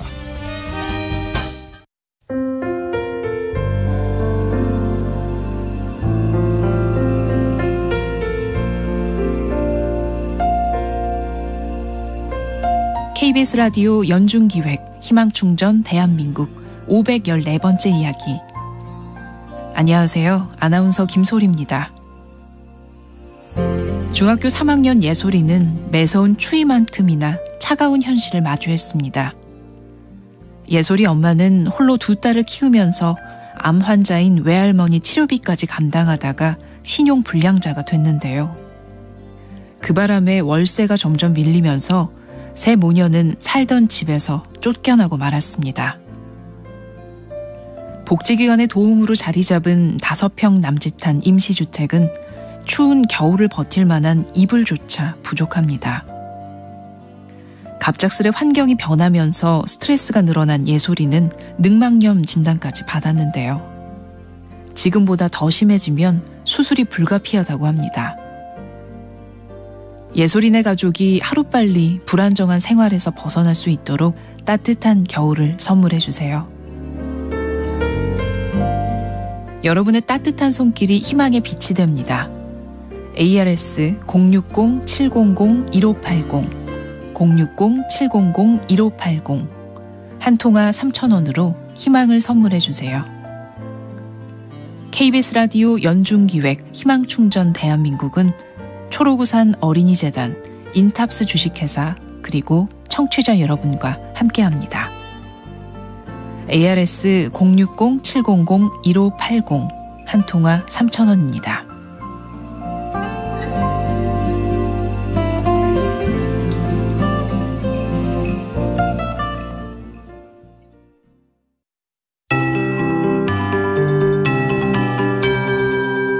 KBS 58분 날씨. 내일은 약간의 눈 예보가 있습니다. 오늘 밤부터 내일 새벽까지인데요. 서울과 인천을 포함한 경기 서부, 충남권 북부 이렇게 중부 일부 지역에 눈이 약간 오겠습니다. 양은 1cm 미만이 지나겠지만 살얼음이 얼기 쉬운 조건입니다. 내일 아침도 일부 지역에 한파특보가 유지되기 때문에 바로 내린 눈이 얼어붙을 수 있으니까 주의를 하셔야 되겠고요. 또 강추위도 이어지면서 파주가 내일 아침 영하 13도, 철원이 영하 14도, 서울은 영하 6도 등으로 일부 한파특보 남아있는 중부지방과 경북은 이렇게 영하 10도 이하로 떨어져 매우 춥겠습니다. 내일 낮 기온은 서울이 영상 1도까지 오를 전망입니다. 오늘보다 1도 낮긴 한데 그래도 영상권으로 오르긴 하겠고요. 전국이 영하 2도에서 영상 8도의 낮 기온 예상됩니다. 이제 2022년 마지막 날인 토요일과 2023년 첫날인 일요일 이틀간은 크게 심하게 춥지는 않을 전망인데요. 하늘도 대체로 이 해넘이와 해맞이를 보기에는 밤사이 맑은 하늘이 유지되면서 무난한 곳이 많겠습니다. 한편 내일 새벽까지 이렇게 약간의 눈이 지나긴 하겠지만 주로 동해안 쪽은 건조함이 유지돼서 건조특보가 계속되겠습니다. 불씨관리 신경 써 주시고요. 대부분 서쪽으로 오늘 내일 미세먼지가 좀 나쁘겠습니다. 지금 서울 기온은 0.1도입니다. 최영우였습니다.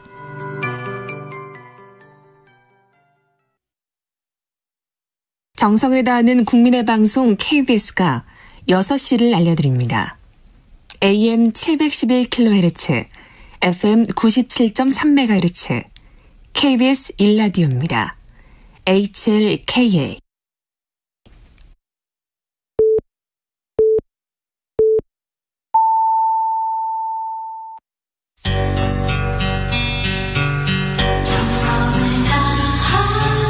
정성을 다하는 국민의 방송 KBS 주진우 라이브. 그냥 그렇다고요. 이 시각 라디오 정보센터 뉴스입니다.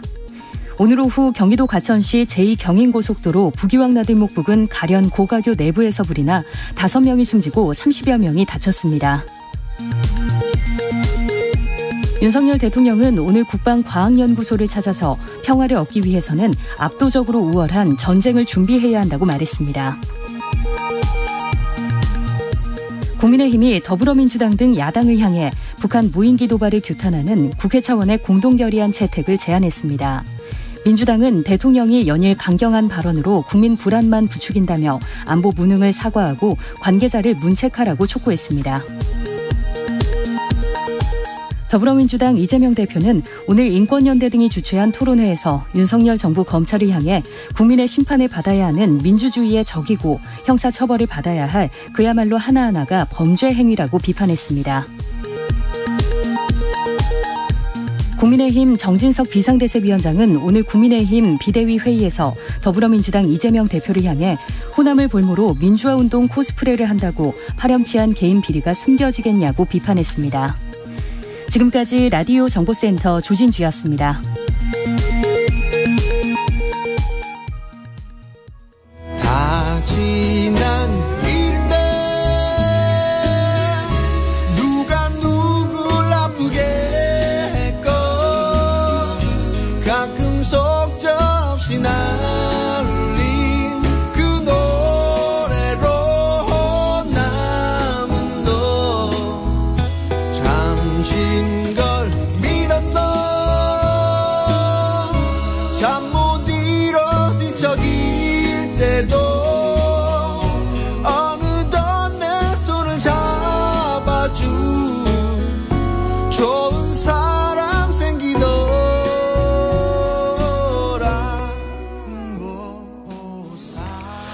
2022년 참 힘겨웠어요. 그렇게 생각하는 사람들 좀 많습니다. 위로와 격려가 필요한 때인 것 같습니다. 그래서요, 주진우 라이브에서 특별한 시간 좀 준비했습니다.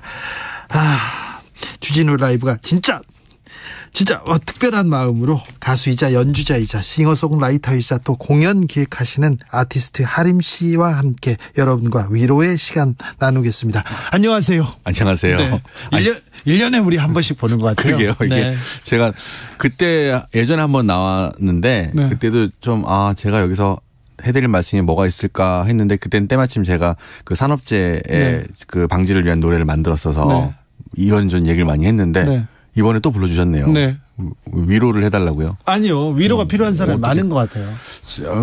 제가 하기보다는 이제 음악이 그걸 하고 있는데 제가 약간 가사들 중에 그런 내용들이 많이 있긴 하죠. 네네. 그래서 하림 씨의 노래를 들으면서 좀 얘기를 들어보려고 했는데 그 얘기를 조금 안 할 수가 없는데요. 네네. 12.9 참사 때. 12.9 참사 때 모든 사람들이, 모든 국민들이 힘들어 하잖아요. 그랬죠. 서울 한복판에서 젊은이들이. 이런 일이, 믿고 싶지 않은 일이 이렇게 벌어졌는데 그때 이렇게 노래가 주는 위로의 힘이 있잖아요. 그렇죠. 근데 노래는 뭐 공연은 못하게 하고 노래는 못하게 하고 지금은 추모만 해야 돼. 이거 추궁하거나 울으면 안 돼. 이런 얘기가 좀 있었는데, 이거 노래가 주는 힘이 있는데, 뭐 위로가 있는데 그 생각 들었어요. 그때 사실 그 공연이 일단은 다 취소가 됐죠. 저도 코로나가 좀 잦아들면서 이제 공연 시작했는데 이제 하나보다 하고 이제 우리 팀원들이랑 공연 막 준비하고 있는데 갑자기 하루아침에 다 취소된 거예요. 그 12월까지 다 막 그냥 그래가지고. 좀 허망하긴 하더라고요. 그리고 이제 저는 누구보다 음악이 주는 위로의 힘을 믿는 사람으로서 이럴 땐 또 어떻게 노래를 해야 되나 이런 생각을 했는데 갑자기 전화해서 취소하니까 그래서 저도 이제 다 취소하고 많은 분들이 이제 공연을 못 하게 되는 상황이 됐었어요. 그리고 이제 지났는데 얼마 전에 사실 그 49제째 제가 갔다 왔거든요. 그때도 노래를 좀 이제 해달라고 처음에 연락 받았는데 일정이 있었어요. 그래서 이제 제가 죄송한데 저는 어렵겠고 다른 분이 하시면 될 것 같다라고 이제 했는데 며칠 지나 다시 전화가 왔어요. 뭐 별로 응해 주시는 분이 없다고. 다들 바쁘셨나 봐요. 근데 그래서 그 순서를 막 바꿔가지고 막 진짜 어떻게든 만들어가지고 갔는데. 뭐 일이 많았습니다. 그러고 나서 이제 악플도 좀 많이 받고. 아이고, 그게 안타까워요. 제가 SNS에다 그걸 좀 썼어요. 조막조막 반박해서. 그래요? 나는 그렇게 그분들 추운데 고생하는 거 보고 위로해드리려고 갖고 음악이 원래 그런 거다라는 내용을 쭉 썼는데. 그렇죠. 그렇게 생각하시죠? 네, 그렇죠. 당연하죠. 그래서 노래를 해드렸고, 저는 뭐 음악하는 사람으로서 당연히 음악이 그 세상에 존재하는 이유가 그냥 우리 같은 사람들 직업 삼으라고 존재하는 게 아니라고 생각합니다. 그냥 오래전부터 그냥 큰 강처럼 흐르고 있고 우리는 거기서 그냥 물 마시고 세수하고 그런 사람들이거든요. 그 중요한 그 강이 흐르는 이유가 사람들의 마음을 풀어주는 거예요. 그렇기 때문에 당연히 간 거죠. 아유, 하림 씨, 훌륭하십니다. 아니, 뭐, 훌륭할 게 없고, 다 그렇게 해야 됩니다. 알겠습니다. 반짝반짝 빛나십니다. 그걸 좀 약간 못하는 분위기가 좀 됐는데, 저는 그게 길들여지면 안 된다 생각합니다. 알겠습니다. 그렇게 못하게 하는 거. 그런데, 아니, 같이 슬퍼하고 위로하고, 같이 이렇게 손잡아주고, 그걸 또 악플을 다는 사람은 이해가 안 돼요. 그런 시선마저 이런 식으로 만들면 안 되죠. 근데 그것도 제가 그런 거에 조금 둔감한 편이라서 아시다시피 예전에 그 샘물 쓰지 말았 때도 겪었고 예전에 그 시리아 난민들 관련해서 제가 또 뭐라고 얘기를 한번 했는데 그때도 겪고 해가지고 저는 익숙하고요. 그리고 모르겠어요. 이게 제 생각이 맞는지는 모르겠습니다만은 저는 세상에 다양한 생각을 하는 사람이 있을 수 있다고 봅니다. 괜찮습니다. 그래요? 아유, 악플 쓰는 사람이 사람입니까? 강미영님께서도 얘기하는데. 아니, 내가 괜찮다는데 여기 괜찮아요, 저는. 그리고 저한테 하는 말이 아니라고 생각하면 돼요. 그게 잘 안 돼요. 그러니까 약간 한 발 비켜서 하면 돼요, 이렇게. 앞으로. 아무튼 상처받지 않았으면 합니다. 아유, 감사합니다. 아무튼 음악이 주는 위로, 음악이 주는 이런 그 힘을 믿습니다. 자, 일단 노래를 한 곡 듣고 저희가 하림 씨와 얘기를 이어가겠습니다. 어떤 노래 이렇게? 그날 현장에서 제가 정말 마음을 담아서 이 노래 꼭 하고 싶어서 불렀습니다. 소풍이란 노래인데요. 이게 이제 그 짧은 시간 동안 정말 소풍처럼 이 세상을 힘든 세상을 살다 가신 분들 위로하고 네. 거기에 보면은 이제 그래도 또 하루가 소풍처럼 왔구나, 선물처럼 왔구나라는 그런 가사를 담은 내용인데요. 네. 네, 이 노래 그때 불렀던 기분이 잠깐 드네요. 네. 뭉클한데 이 노래 전해드릴게요. 하림입니다. 소풍.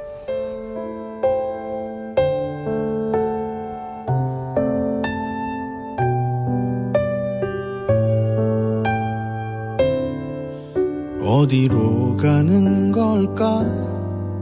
흐르는 시간들은 이렇게 걷고 또 걷다 보면 알 수 있을까?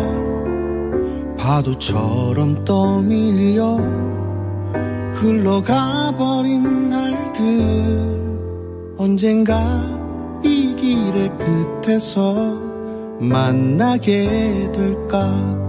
어쩌면 행복이라는 것은 보이지 않을 때도 저 별처럼 우리 마음속에 항상 빛나고 있는 거 이제야 나는 알 것 같아. 이토록 눈부신 이 선물 같은 오늘을, 이 선물 같은 풍경을, 이 선물 같은 하루하루를 아름다웠다고 웃으며 말할 수 있길. 우리 다시 만날 그날에 모두 다시 만날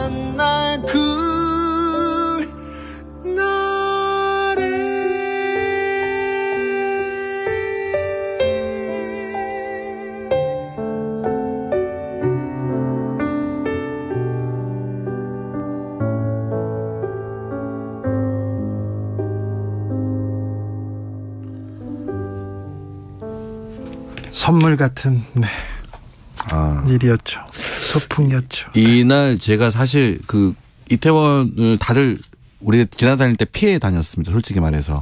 못 가겠더라고요. 못 가겠어가지고. 근데 그날 이제 공연을 해야 되니까 급히 가야 되니까 이제 지하철을 타고 가서 그 역에 내렸는데 네.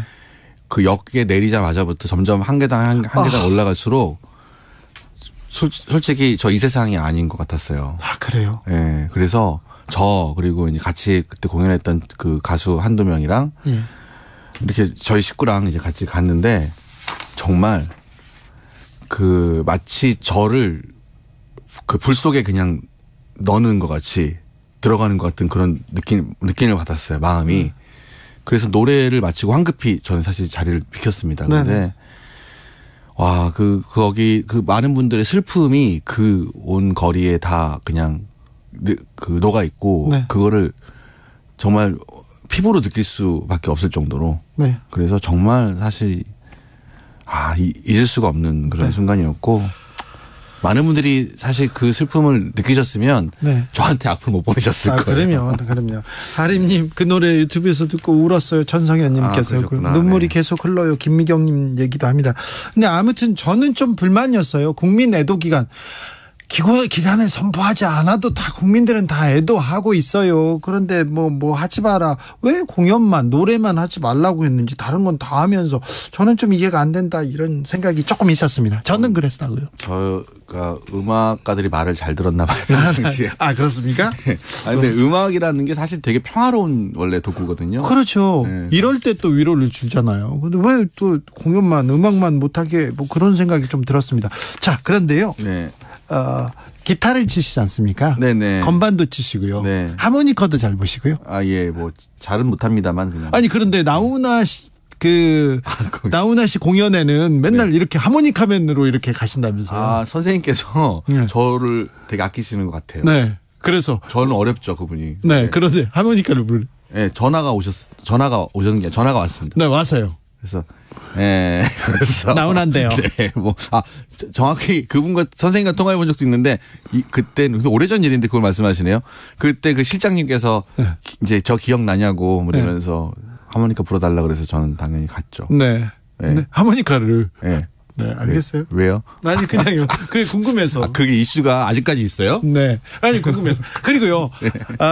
가수 하림 씨. 네. 제가 듣기로는 네.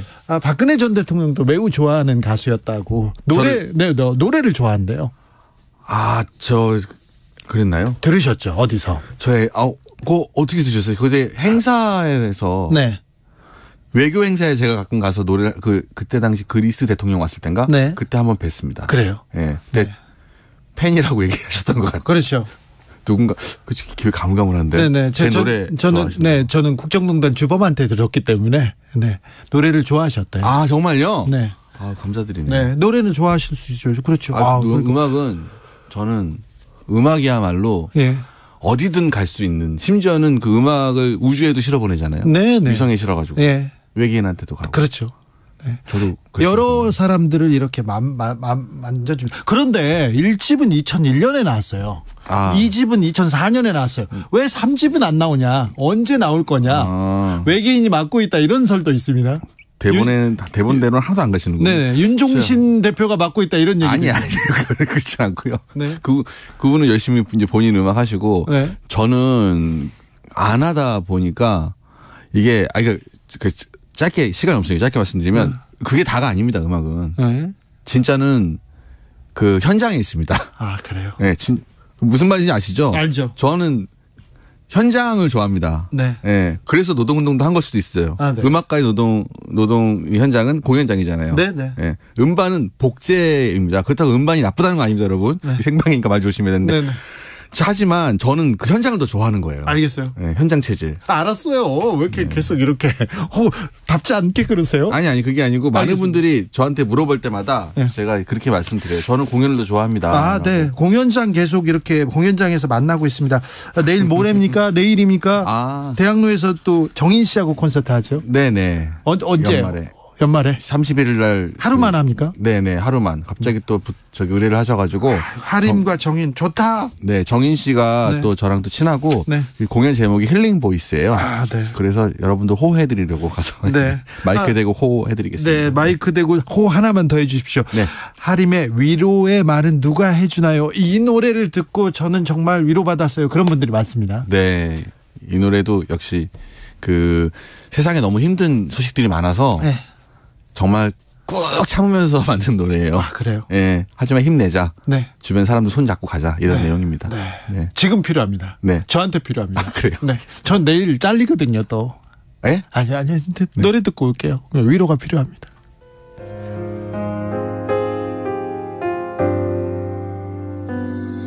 왜 나만 외로워? 왜 나만 힘들어? 어떤 이유인지 난 모르겠어. 왜 나만 미워해? 왜 나만 괴롭혀? 모두 다 내 탓인 것만 같아. 좋은 생각만 하래. 저 하늘을 보래. 그런 게 지금 다 뭐란 말인지. 세상에 나만 힘든 것 같아.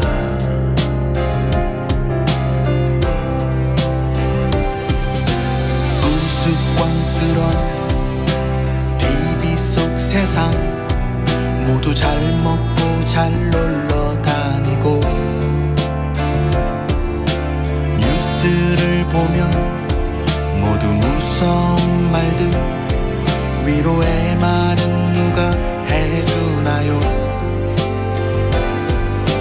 다른 이들의 사진을 보며 나만 불행하다 생각하는 건 그런 건 바보 같은 일이야.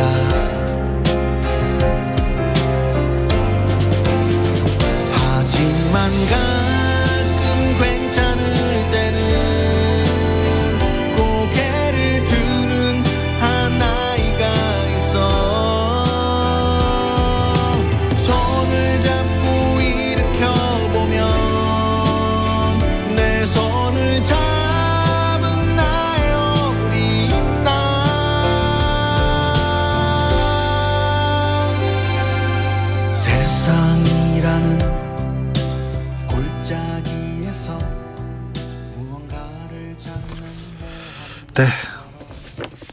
저를 위로해 주네요.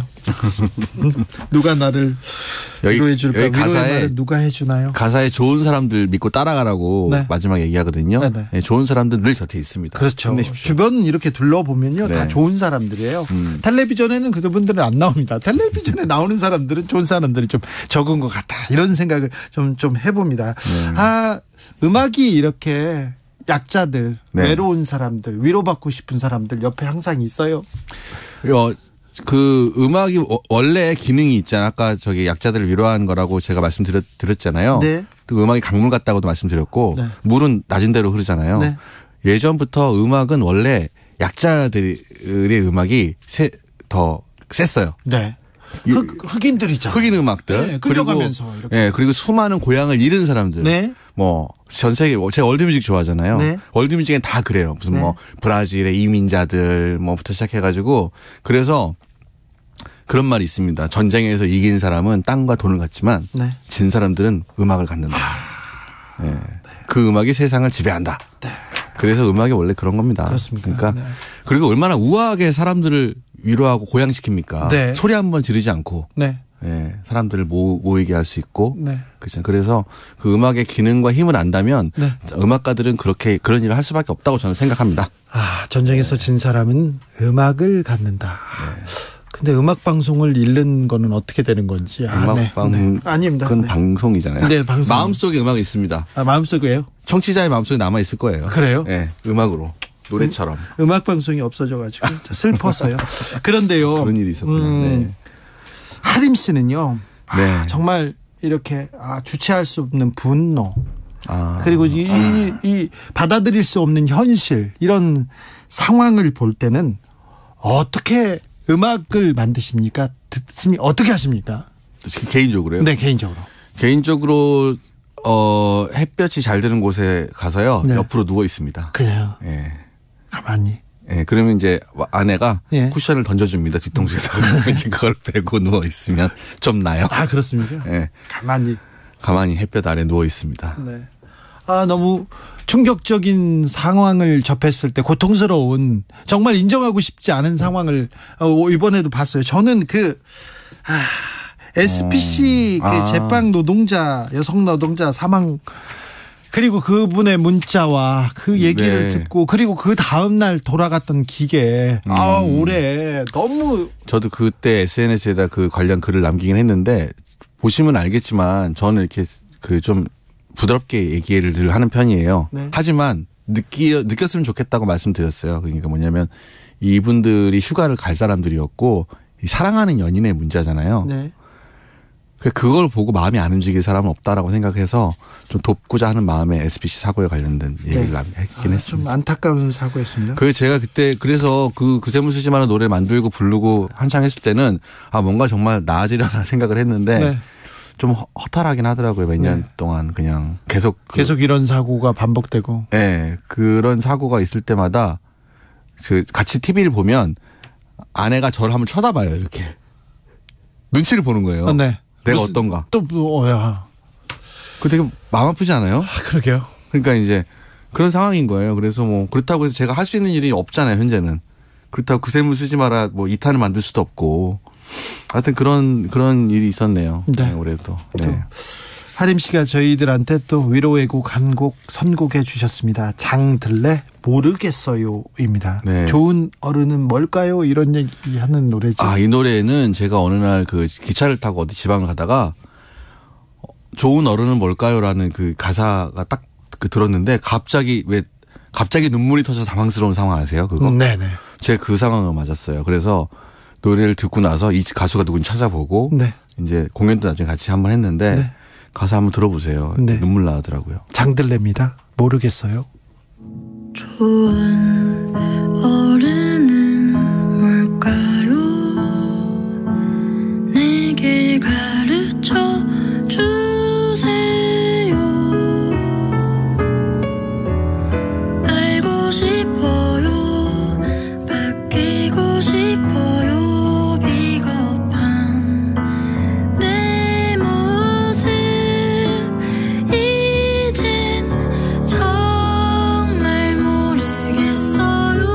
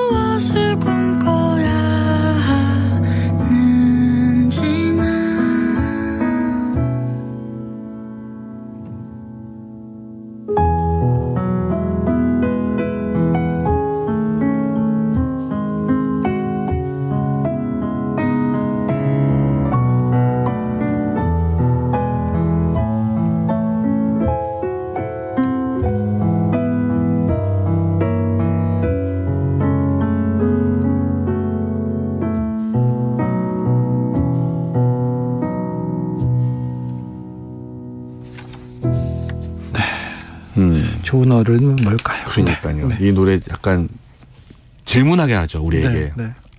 좋은 질문이 필요한 것 같습니다. 저는 그래서 음악이 좋은 질문을 던져야 된다고 생각합니다. 네, 알겠습니다. 좋은 질문을 던져야 되는. 제가 말을 6374님께서 잘린다는 말 정말인가요?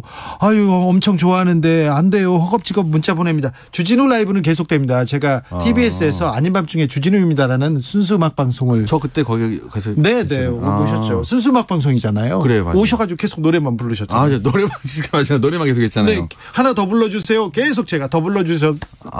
그 얘기했는데 그 방송이 없어졌죠. 예, 아이고 안타깝네요. 네, 사실 이 방송 우리 기자님 그 방송 들으신 분들은 세상에 관심 많으신 분들이잖아요. 네. 그런 분들은 더 노래를 해드려야 돼요. 예. 음악 듣는 시간이 적기 때문에 네. 제가 나올 때마다 해드려야 되는데 다음에 또 하면 해드릴게요. 아유, 감사합니다. 네. 자, 노래를 부릅니다. 그 샘을 쓰지 마라 노래를 부르고요. 또 다른 노동자 곁에서 그리고 또 다른 약자들 시민들 옆에서 노래를 부릅니다. 그런데 세상이 조금씩 나아지면 희망적으로 보이면 그래도 힘이 좀 생기고 다 같이 힘을 내지 않습니까? 그렇죠. 그런데 좀 절망적이 앞이 보이지 않아야 이렇게 얘기하는 사람들이 좀 더 많아지는 것도 같아요. 그럴 때일수록 더 노래를 하게 돼요. 네. 원래 본능이 그런 것 같습니다. 음악의 본능 자체가 힘들수록 더 노래를 찾게 된다고 저는 이제 배웠고 공부했기 때문에 상황이 나아지고 좋아지는 거는 오히려 저희에게는 별로 상관은 없고 그러니까 물론 그랬으면 좋겠지만 오히려 상황이 더 나아지잖아요. 그럼 각자 잘 행복하게 살겠죠. 좀 행복한 노래. 제가 필요 없겠죠. 아, 그런가요? 자기들이 스스로 부르죠. 모든 사람들이 흥얼흥얼 행복한 사람들은 그냥 집에서 부르고 그냥 보세요. 어디 뭐.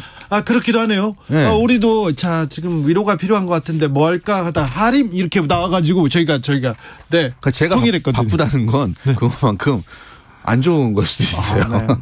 그러면 안 되는데 또 즐거운 일로 바빠야죠. 노래로 짱돌 던지는 가수 이런 표현도 있던데요. 네. 짱돌이지만 아름다운 짱돌입니다. 짱돌이라는 거는 사실 큰 힘은 없습니다. 근데 선언할 수 있죠. 그냥 너 나빠. 쿵 이렇게 던질 수 있잖아요. 뭘 아무것도 깰 수는 없어도. 그때 예전에 그런 표현을 좀 썼던 것 같아요. 어떤 분이 짱돌 던진다 그래서 짱돌 맞다고. 예, 너 나빠 이러고. 쿵 던지는 거예요. 이렇게. 그렇습니까? 저한테. 저기 정인 씨하고 콘서트 하고요. 그 다음 또 콘서트는 언제 합니까? 내년이요. 12월 31일 그거니까 내년이죠. 내년에는 없어요 아직. 아직이요? 예. 좀 더 뵈야 되는데. 내년은 이제 내년도 전화가 오겠죠 이제. 그렇습니까? 예, 다 전화. 아니 내년 며칠 안 남았는데 준비해야 되는 거 아닌가요? 아니 그게 모든 일은 또 1월달 준비 기간인데 다들 이제 1월달에도 섭외를 하기 때문에 1월달은 저 휴가입니다. 알겠습니다. 네.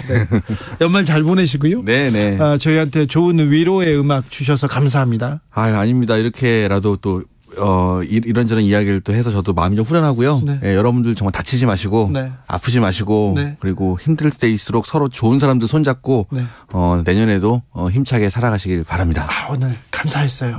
너무 주옥 같았습니다. 감사합니다. 아티스트 하림 씨와의 시간이었습니다. 감사합니다.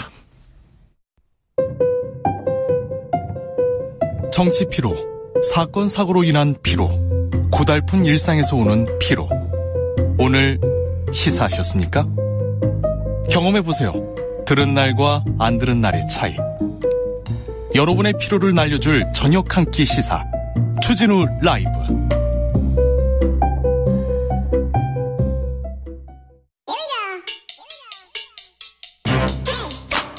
뉴스를 향한 진지한 고민, 기자들의 수다. 라이브 기자실을 찾은 오늘의 기자는 한결의 오연서 기자입니다. 어서 오세요. 안녕하세요. 오늘은 어떤 얘기 해볼까요? 네, 오늘 국민의힘에서는 조직위원장 인선 결과가 나왔습니다. 이것 때문에 여의도는 정신이 없어요.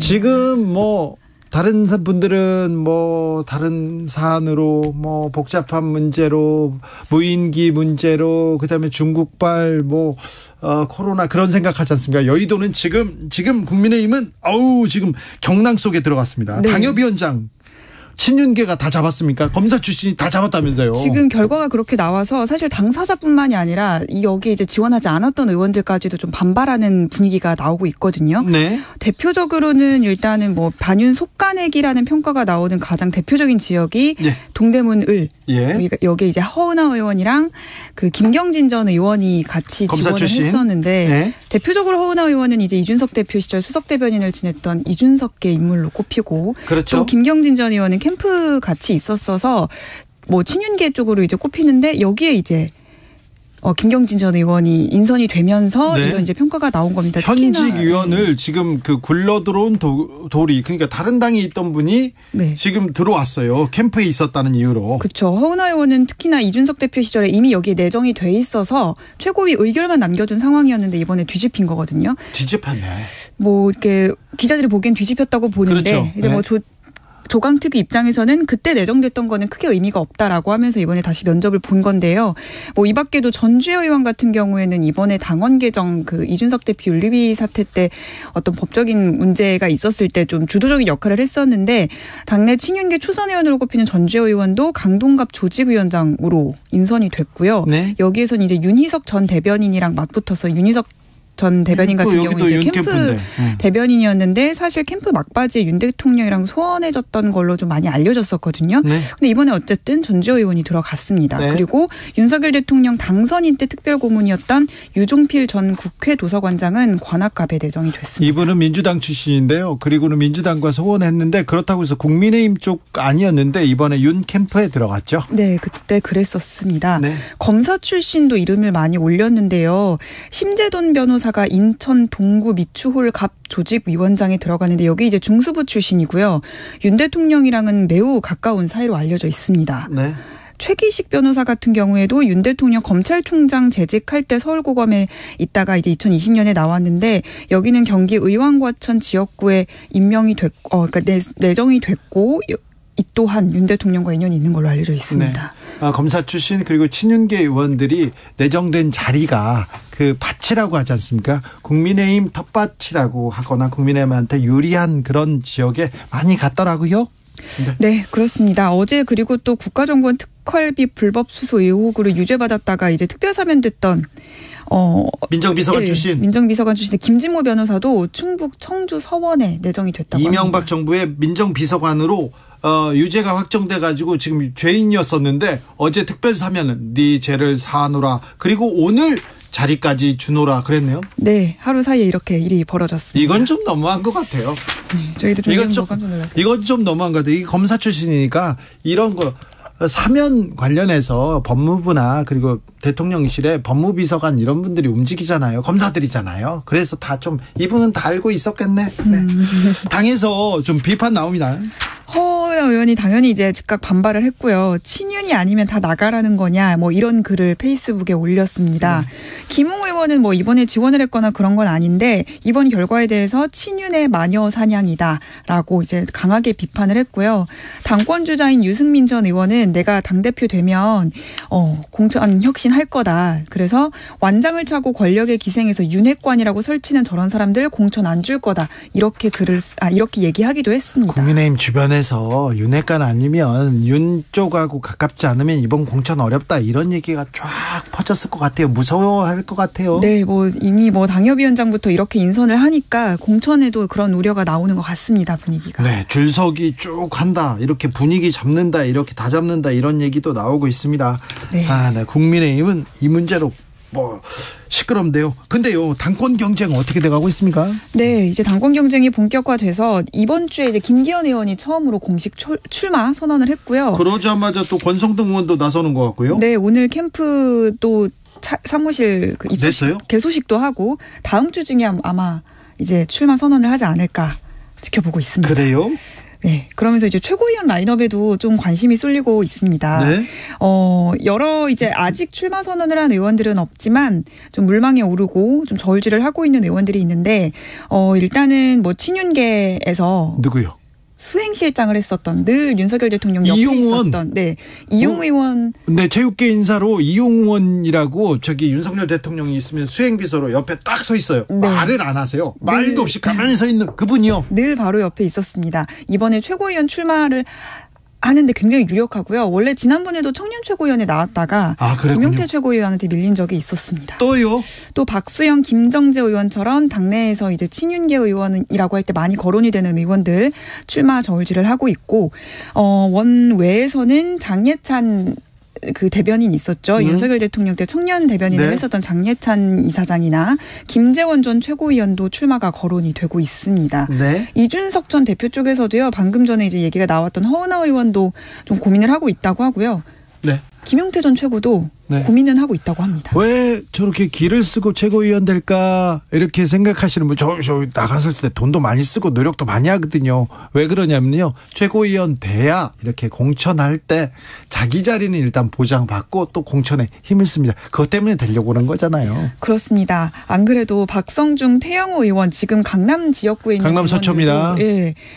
출마를 저울질하고 있는데 이분들이 약간 지금 다음 선거가 좀 위태로운 상황이거든요. 아, 그래요? 그렇기 때문에 최고위원에 나가서 좀 이름도 좀 더 알리고 다음 총선을 좀 대비를 해야 된다는 판단이 있다고 그렇게 이제 해석이 되고 있습니다. 탈북민 출신 지성우 의원도 그러면 움직이겠네요? 네. 청년 최고위원에 나갈지 지금 고민을 하고 있다고 합니다. 네.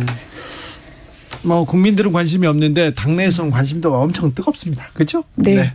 맞습니다. 마지막으로 만나볼 이야기는요? 네, 이재명 대표가 사실 어제가 그 출석하기로 했었던 날이었는데 여기는 출석을 안 했, 검찰 그 조사에 출석하지 않았는데 1월 10일에서 12일 사이로 이제 출석 일정을 조정해서 조사에 참석을 할 걸로 보입니다. 네. 그래서 이제 이 출석을 앞두고 장외 여론전이 시작됐다는 이제 해석이 나오고 있는데요. 오늘 일정이 어떤 거였냐면요. 검찰 인권 침해 수사의 문제점과 제도적 대책 마련을 위한 토론회 여기였습니다. 여기 이제 참석을 해서 지금의 이제 검찰 수사를 굉장히 공개적으로 비판하는 발언을 많이 했거든요.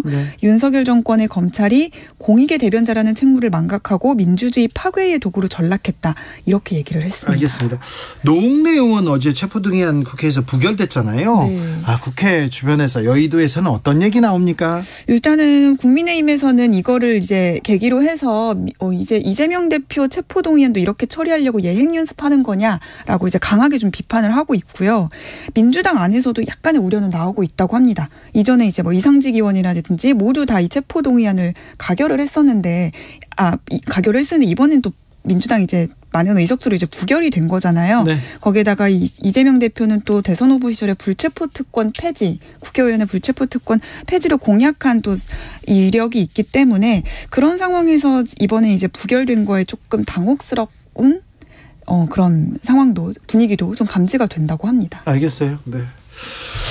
기자들의 수다 오연서 기자와 함께했습니다. 올 한해도 고생 많으셨어요? 네, 고생 많으셨습니다. 네, 질문에 없는 질문 대답하느라고 고생 많으셨어요. 감사합니다. 근데 취재를 열심히 해가지고 항상 쏙쏙 대답을 잘해가지고 칭찬합니다. 감사합니다. 내년에도 열심히 하겠습니다. 그래요. 내년에 봐요. 네, 새해 복 많이 받으세요. 교통정보센터 다녀오겠습니다. 이현 씨. 네, 새 밑에 큰 사고까지 발생해서 마음이 무겁습니다. 제2경인고속도로 북의왕 나들목 부근인데요. 방음터널 구간에서 대형 화재 사고가 발생했고요. 벌써 5시간 가까이 양방면이 전면 통제되고 있습니다. 현재 인천 쪽으로는 아예 고속도로 진입이 안 되는 상황이고요. 성남 쪽으로는 석수 나들목에서 우회가 가능하지만 여기도 이미 많이 밀리고 있습니다. 또 화재 여파로 고속도로 아래의 과천대로 역시 통행이 안 되고 있으니까요. 참고해서 운행하시면 좋겠습니다. 인근의 수도권 제1순환고속도로 정체도 더 심해졌습니다. 구리에서 판교 분기점까지 1시간 이상 걸리겠고요. 반대는 사고가 있는 성남 부근에서 막히다가 다시 서안암에서 토평 쪽으로 길게 밀려가고 있습니다. 오늘도 정체가 심해서 퇴근하기 쉽지 않으실 텐데요. 그래도 안전보다 중요한 건 없죠. 서로 안전운전 정말 부탁드리겠습니다. KBS 교통정보센터였습니다.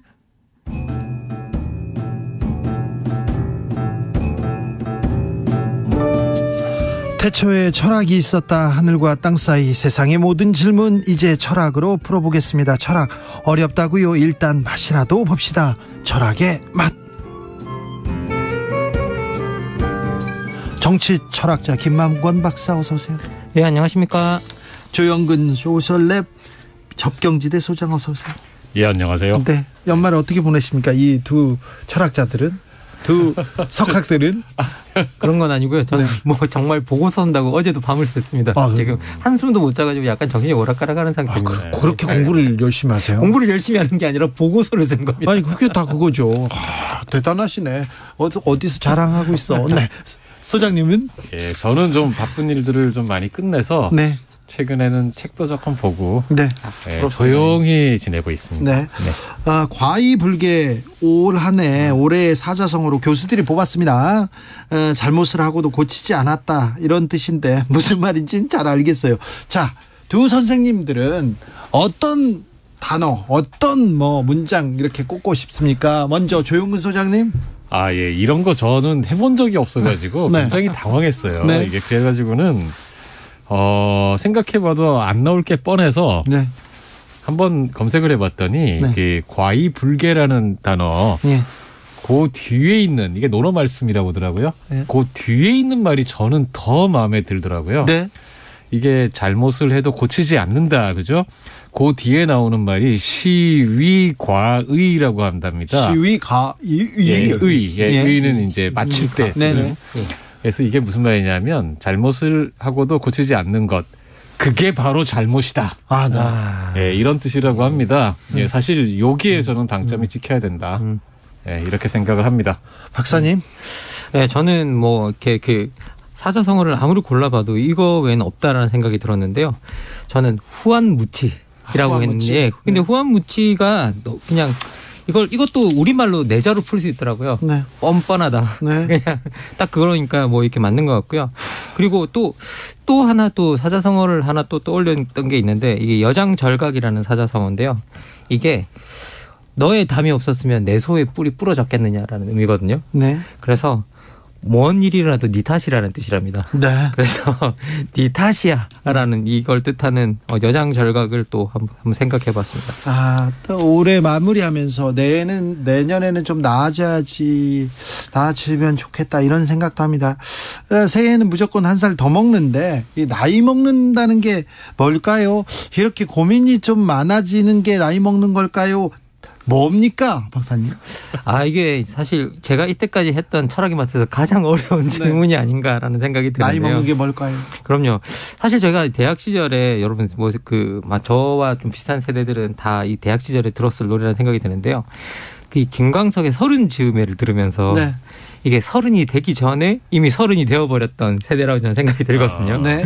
그런데 그 노래 가사에 매일 이별하며 살고 있구나라는 가사가 이제 하나 나오는데요. 네. 그게 사실 요즘은 정말 그런 것 같아요. 이게 최근에 나이가 든다는 건 어떤 뜻이냐면 결국 가까이 있는 우리 부모님들을 떠나보내는 어떤 그런 일인 것 같은데 이게 최근에 주변을 보면 정말 친구들 부모님들이 세상을 많이 뜨고 계세요. 그래서 건강하시던 부모님들조차도 며칠 앓다가 세상을 뜨시고 이러는 걸 너무 자주 보고 저는 지난 한 달 사이에 거의 일주일에 한 번씩은 장례식에 간 것 같거든요. 예, 그런데 그래서 지금 이 나이 먹는다라는 것 이것 자체가 사실 어떻게 보면 어떤 이별하는 과정인 것 같고요. 그리고 어떻게 보면 나이 먹는 이 말이 어떤 일정 포인트가 지나면 내가 가지고 있었던 어떤 그 젊은 시절과 이별하는 과정인 것 같아요. 그런데 그걸 이별하고 어떻게 내 나이 듦과 잘 다시 조우하는가가 좀 핵심적인 부분인 것 같습니다. 소장님. 예, 저는 그냥 철학적으로는 잘 모르겠어서 말 가지고 한번 생각을 해봤어요. 나이를 먹는다고 그러잖아요. 이게 참 생각해 볼수록 좀 독특한 표현 같아요. 다른 나라 제가 잘 모르지만 이렇게 표현하는 나라가 없는 것 같아요. 저도 한 번도 들어본 적이 있습니다. 어떤 데서. 제일 편하게 get old? 일본어는 나이를 잡는다라는 식으로 표현을 쓰거든요. 예. 근데 우리는 나이를 먹잖아요. 먹는다는 게 뭘까요? 생각해 보면 이게 먹는 게 처음에 배고플 때 먹으면 되게 맛있는데 점점 먹을수록 덜 좋아지다가 나중에는 고통이 되고 나중에는 결국 더 못 먹지 않습니까? 나이도 어릴 때는 어서 빨리 어른이 되고 싶어서 나이 뻥쳐서 더 많이 말하기도 하고 막. 그렇죠. 예, 그렇게 빨리 먹고 싶던 나이가 어느 순간 되면 슬슬 해지다가 어느 순간부터는 슬퍼지기 시작하고 줄이려고 막 나중에는 결국 더 이상 먹지 못하고 우리가 이 세상을 마치게 되는 거잖아요. 그래서 아마 이런 우리들의 나이 드는 과정과 거기에 대한 우리의 생각을 우리 한국말이 참 재미있게 잘 표현해주고 있는 것 같다. 네. 이런 생각이 들었습니다. 이상준님께서 나이를 먹는다는 건 이별을 자주 해야 되는 것 같아요. 주변에 사람들을 정리하게 되잖아요. 나이 먹는 건 이별을 준비하는 과정 같습니다. 이렇게 얘기합니다. 그러게요. 처음에는 나이 많이 먹을 나이 많다고 이렇게 속이기도 하고 또 빠른 몇 년이라고 뭐 그거 가지고 뻥까기도 해보고 그랬습니다. 네, 그러게요. 저랑 조영근 박사님이랑 그 소장님이랑 직업을 바꿔야 되는 것 같아요. 너무 철학적으로 잘 설명해 주신 것 같아요. 네. 무슨 말씀? 몇 살이야? 우리는 뭐 민증가 이런 얘기 많이 하는데 그렇죠. 네. 처음에는 어른 되고 싶잖아요. 미성년자 그렇죠. 들어갈 수 없는 그런 술집, 그러니까요. 그런 클럽 가려고 제 친구는 이렇게 이렇게 신분증 위조하고 이렇게 다니는데 참 그 친구들 잘 있는지. 종욱이. 네. 자, 어른스럽다는 뭡니까 이제? 진짜 어려운 이야기인 것 같아요. 오늘은 또 이게 너무 어려운 이야기인데 이게 뭐 나이를 먹는다는 게 어른스러워지는 것도 아닌 것 같고요. 네. 뭐 최근에 보니까 뭐 이 나이를 드셔도 뭐 전쟁하자는 분도 계시고 그래서 나이 먹는다라는 게 어른스러워지는 건지는 전혀 잘 모르겠고 최근에 뭐 저 같은 경우에는 아기를 좀 늦게 봐서 7살짜리 아이가 하나 있는데 애랑 놀다 보면 아이가 하는 말이 저보다 훨씬 더 어른스러울 때도 있거든요. 네. 그래서 이게 나이는 어른스러워진다는 것과 별 상관이 없는 것 같아요. 네. 예. 그리고 정말 이 어른스러워진다라는 것의 태도를 생각해 보면 네. 저는 조금은 이제 뭐 저도 경험을 하게 되지만 조금은 관대해진다. 네. 그리고 조금은 어떤 상황 실수에 대해서 너그러워진다.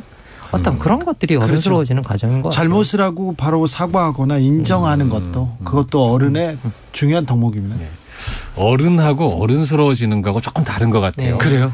예, 어른은 이게 자기 책임질 줄 아는 독립적으로 생활하는 사람이 어른이라고 좀 생각할 수 있는데 어른스럽다라고 하는 거는 그냥 내가 내 책임진다는 걸 좀 뛰어넘어서 누군가 자기에게 의지할 수 있게 해주는 사람, 비빌 언덕이 돼주고 보살펴 줄 줄 아는 사람이 저는 어른스러운 사람 같아요. 네.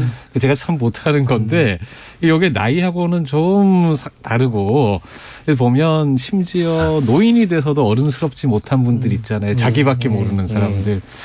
저는 우리가 타인을 보살필 줄 모르는 사람들은 끝내 어른이 못 되는 거다. 네. 이런 생각이 들어요. 알겠습니다. 저는 자기밖에 모르진 않아요.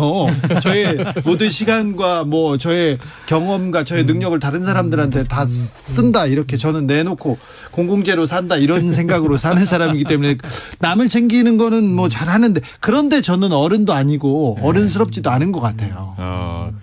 그래서 어른은 좀 멀어 보여요. 아까 서른쯤에 얘기하셨잖아요. 근데 예전에는 또 하루 멀어져 간다. 매일 이별하며 살고 있구나. 30만 돼도 엄청 어른 같은데 지금은 60살 또 뭐 어른 안 같은 사람들 많고요. 저도 어른 안 같아요. 어떻게 하죠? 아니 뭐 이걸 정말 너무 어려운 질문인데 이거 어떻게 해야 될지 정말 모르겠는데 사실 이렇게 아까도 말씀해 주셨지만 이렇게 어른이라는 것들이 책임진다라는 이야기를 해주셨는데요. 그건 정말 좋은 말인 것 같아요. 우리가 사회에 어른이 없다라는 말을 가끔씩 하잖아요. 그건 사회에 책임지는 사람이 없다라는 뜻이거든요. 그런데 사회에 책임지는 사람이 없으면 사실은 이게 그 하나의 세대 자체가 어떻게 보면 그 사회 자체가 철이 없어지는 거죠. 생각해 보면 사회 자체가 성장하지 못하는 어떤 그런 걸 보여주는 거거든요.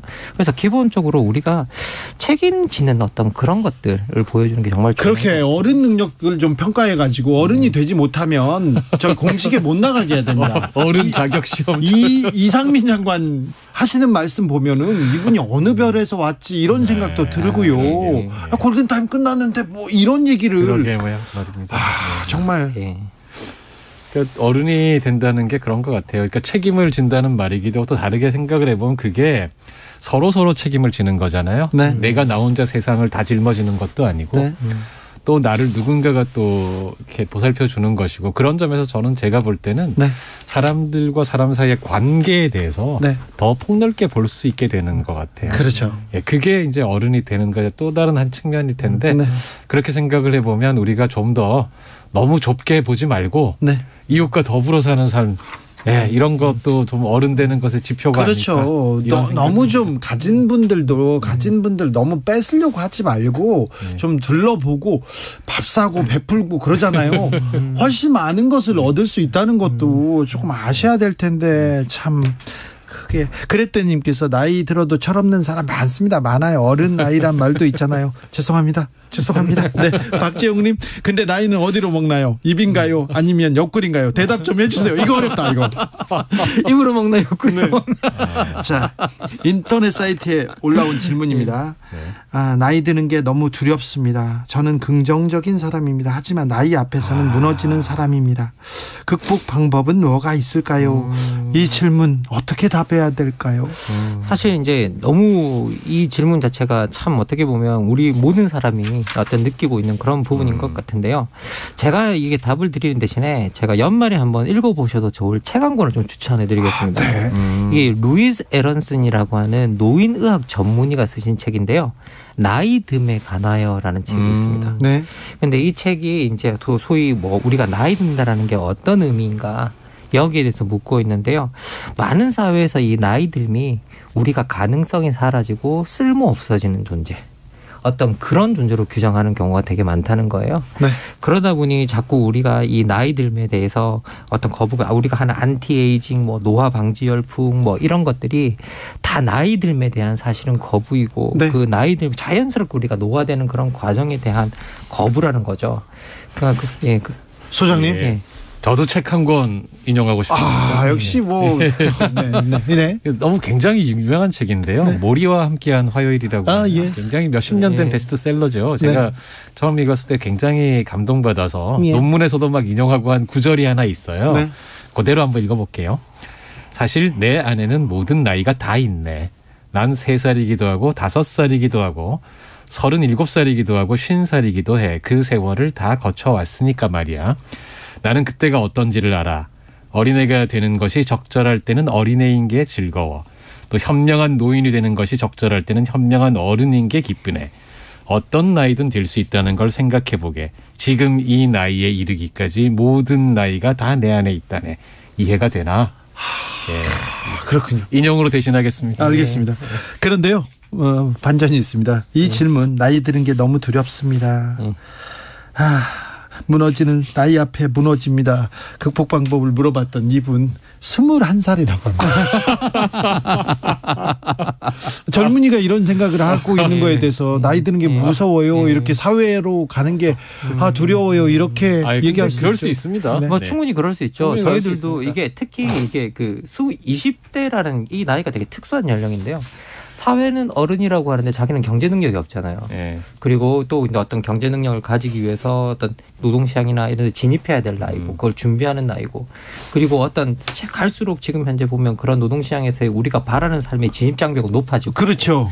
그러니까 그걸 뛰어넘고 내가 남들과 같이 그런 뭐 우리가 바라는 어떤 일종의 뭐 어떻게 보면 사실은 화려한 삶인데요. 그런 삶과 같이 보조를 맞춰서 살 수 있을까라는 것들에 대한 그런 두려움이 있죠. 분명히 있죠. 그렇죠. 서른 잔치는 끝났다라는 시집이 히트했던 게 저희 또 젊은 세대 때 아닙니까? 그때는 30 지나면 세상이 다 끝나는 줄 알고 걱정했었죠. 네. 그렇죠. 뭐 40대까지 열심히 일하고 은퇴해가지고 노후를 준비하겠다. 그래서 60세, 70세 이렇게 뭐 인생을 잘 마무리하겠다 이렇게 얘기했는데 뭐. 이제는 그렇지 않죠. 나이를 잘 먹어야 되는데 잘 늙어야 하는데 어찌 마무리해야 되는지 어떻게 생각해 살아야 되는지 잘 살아야 되는 건지 막 항상 고민이 생깁니다.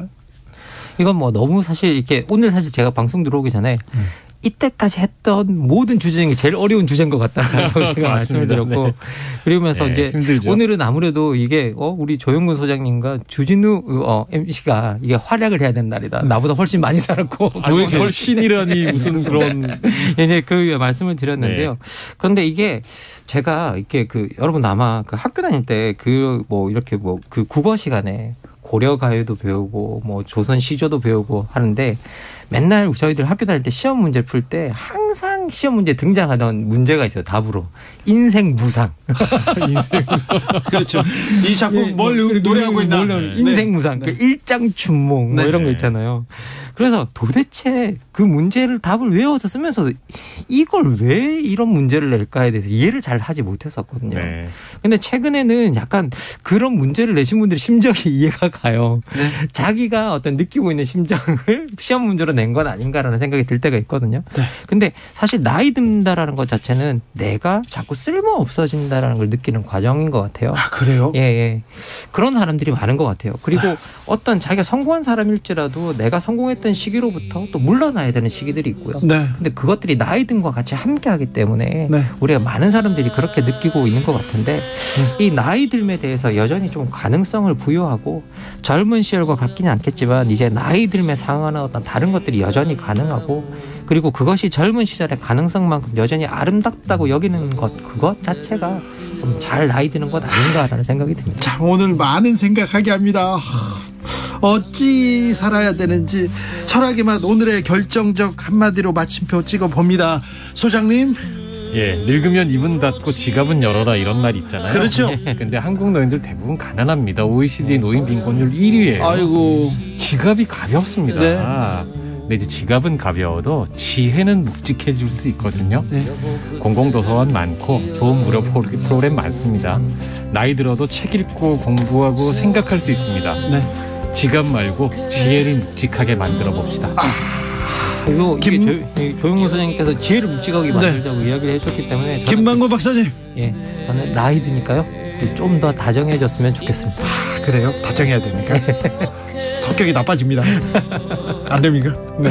다정하고 지혜가 있는 그런 삶이 돼야 되겠습니다. 김만곤 박사님, 조영근 소장님 오늘도 감사했고요. 올해도 감사했습니다.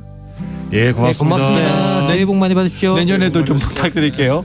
김광석의 어느 60대 노부부 이야기 들으면서 저는 여기서 물러납니다. 60대가 노부부라뇨. 그냥 형인데. 자, 저는 내일 오후 5시 5분에 돌아오겠습니다. 지금까지 주진우였습니다.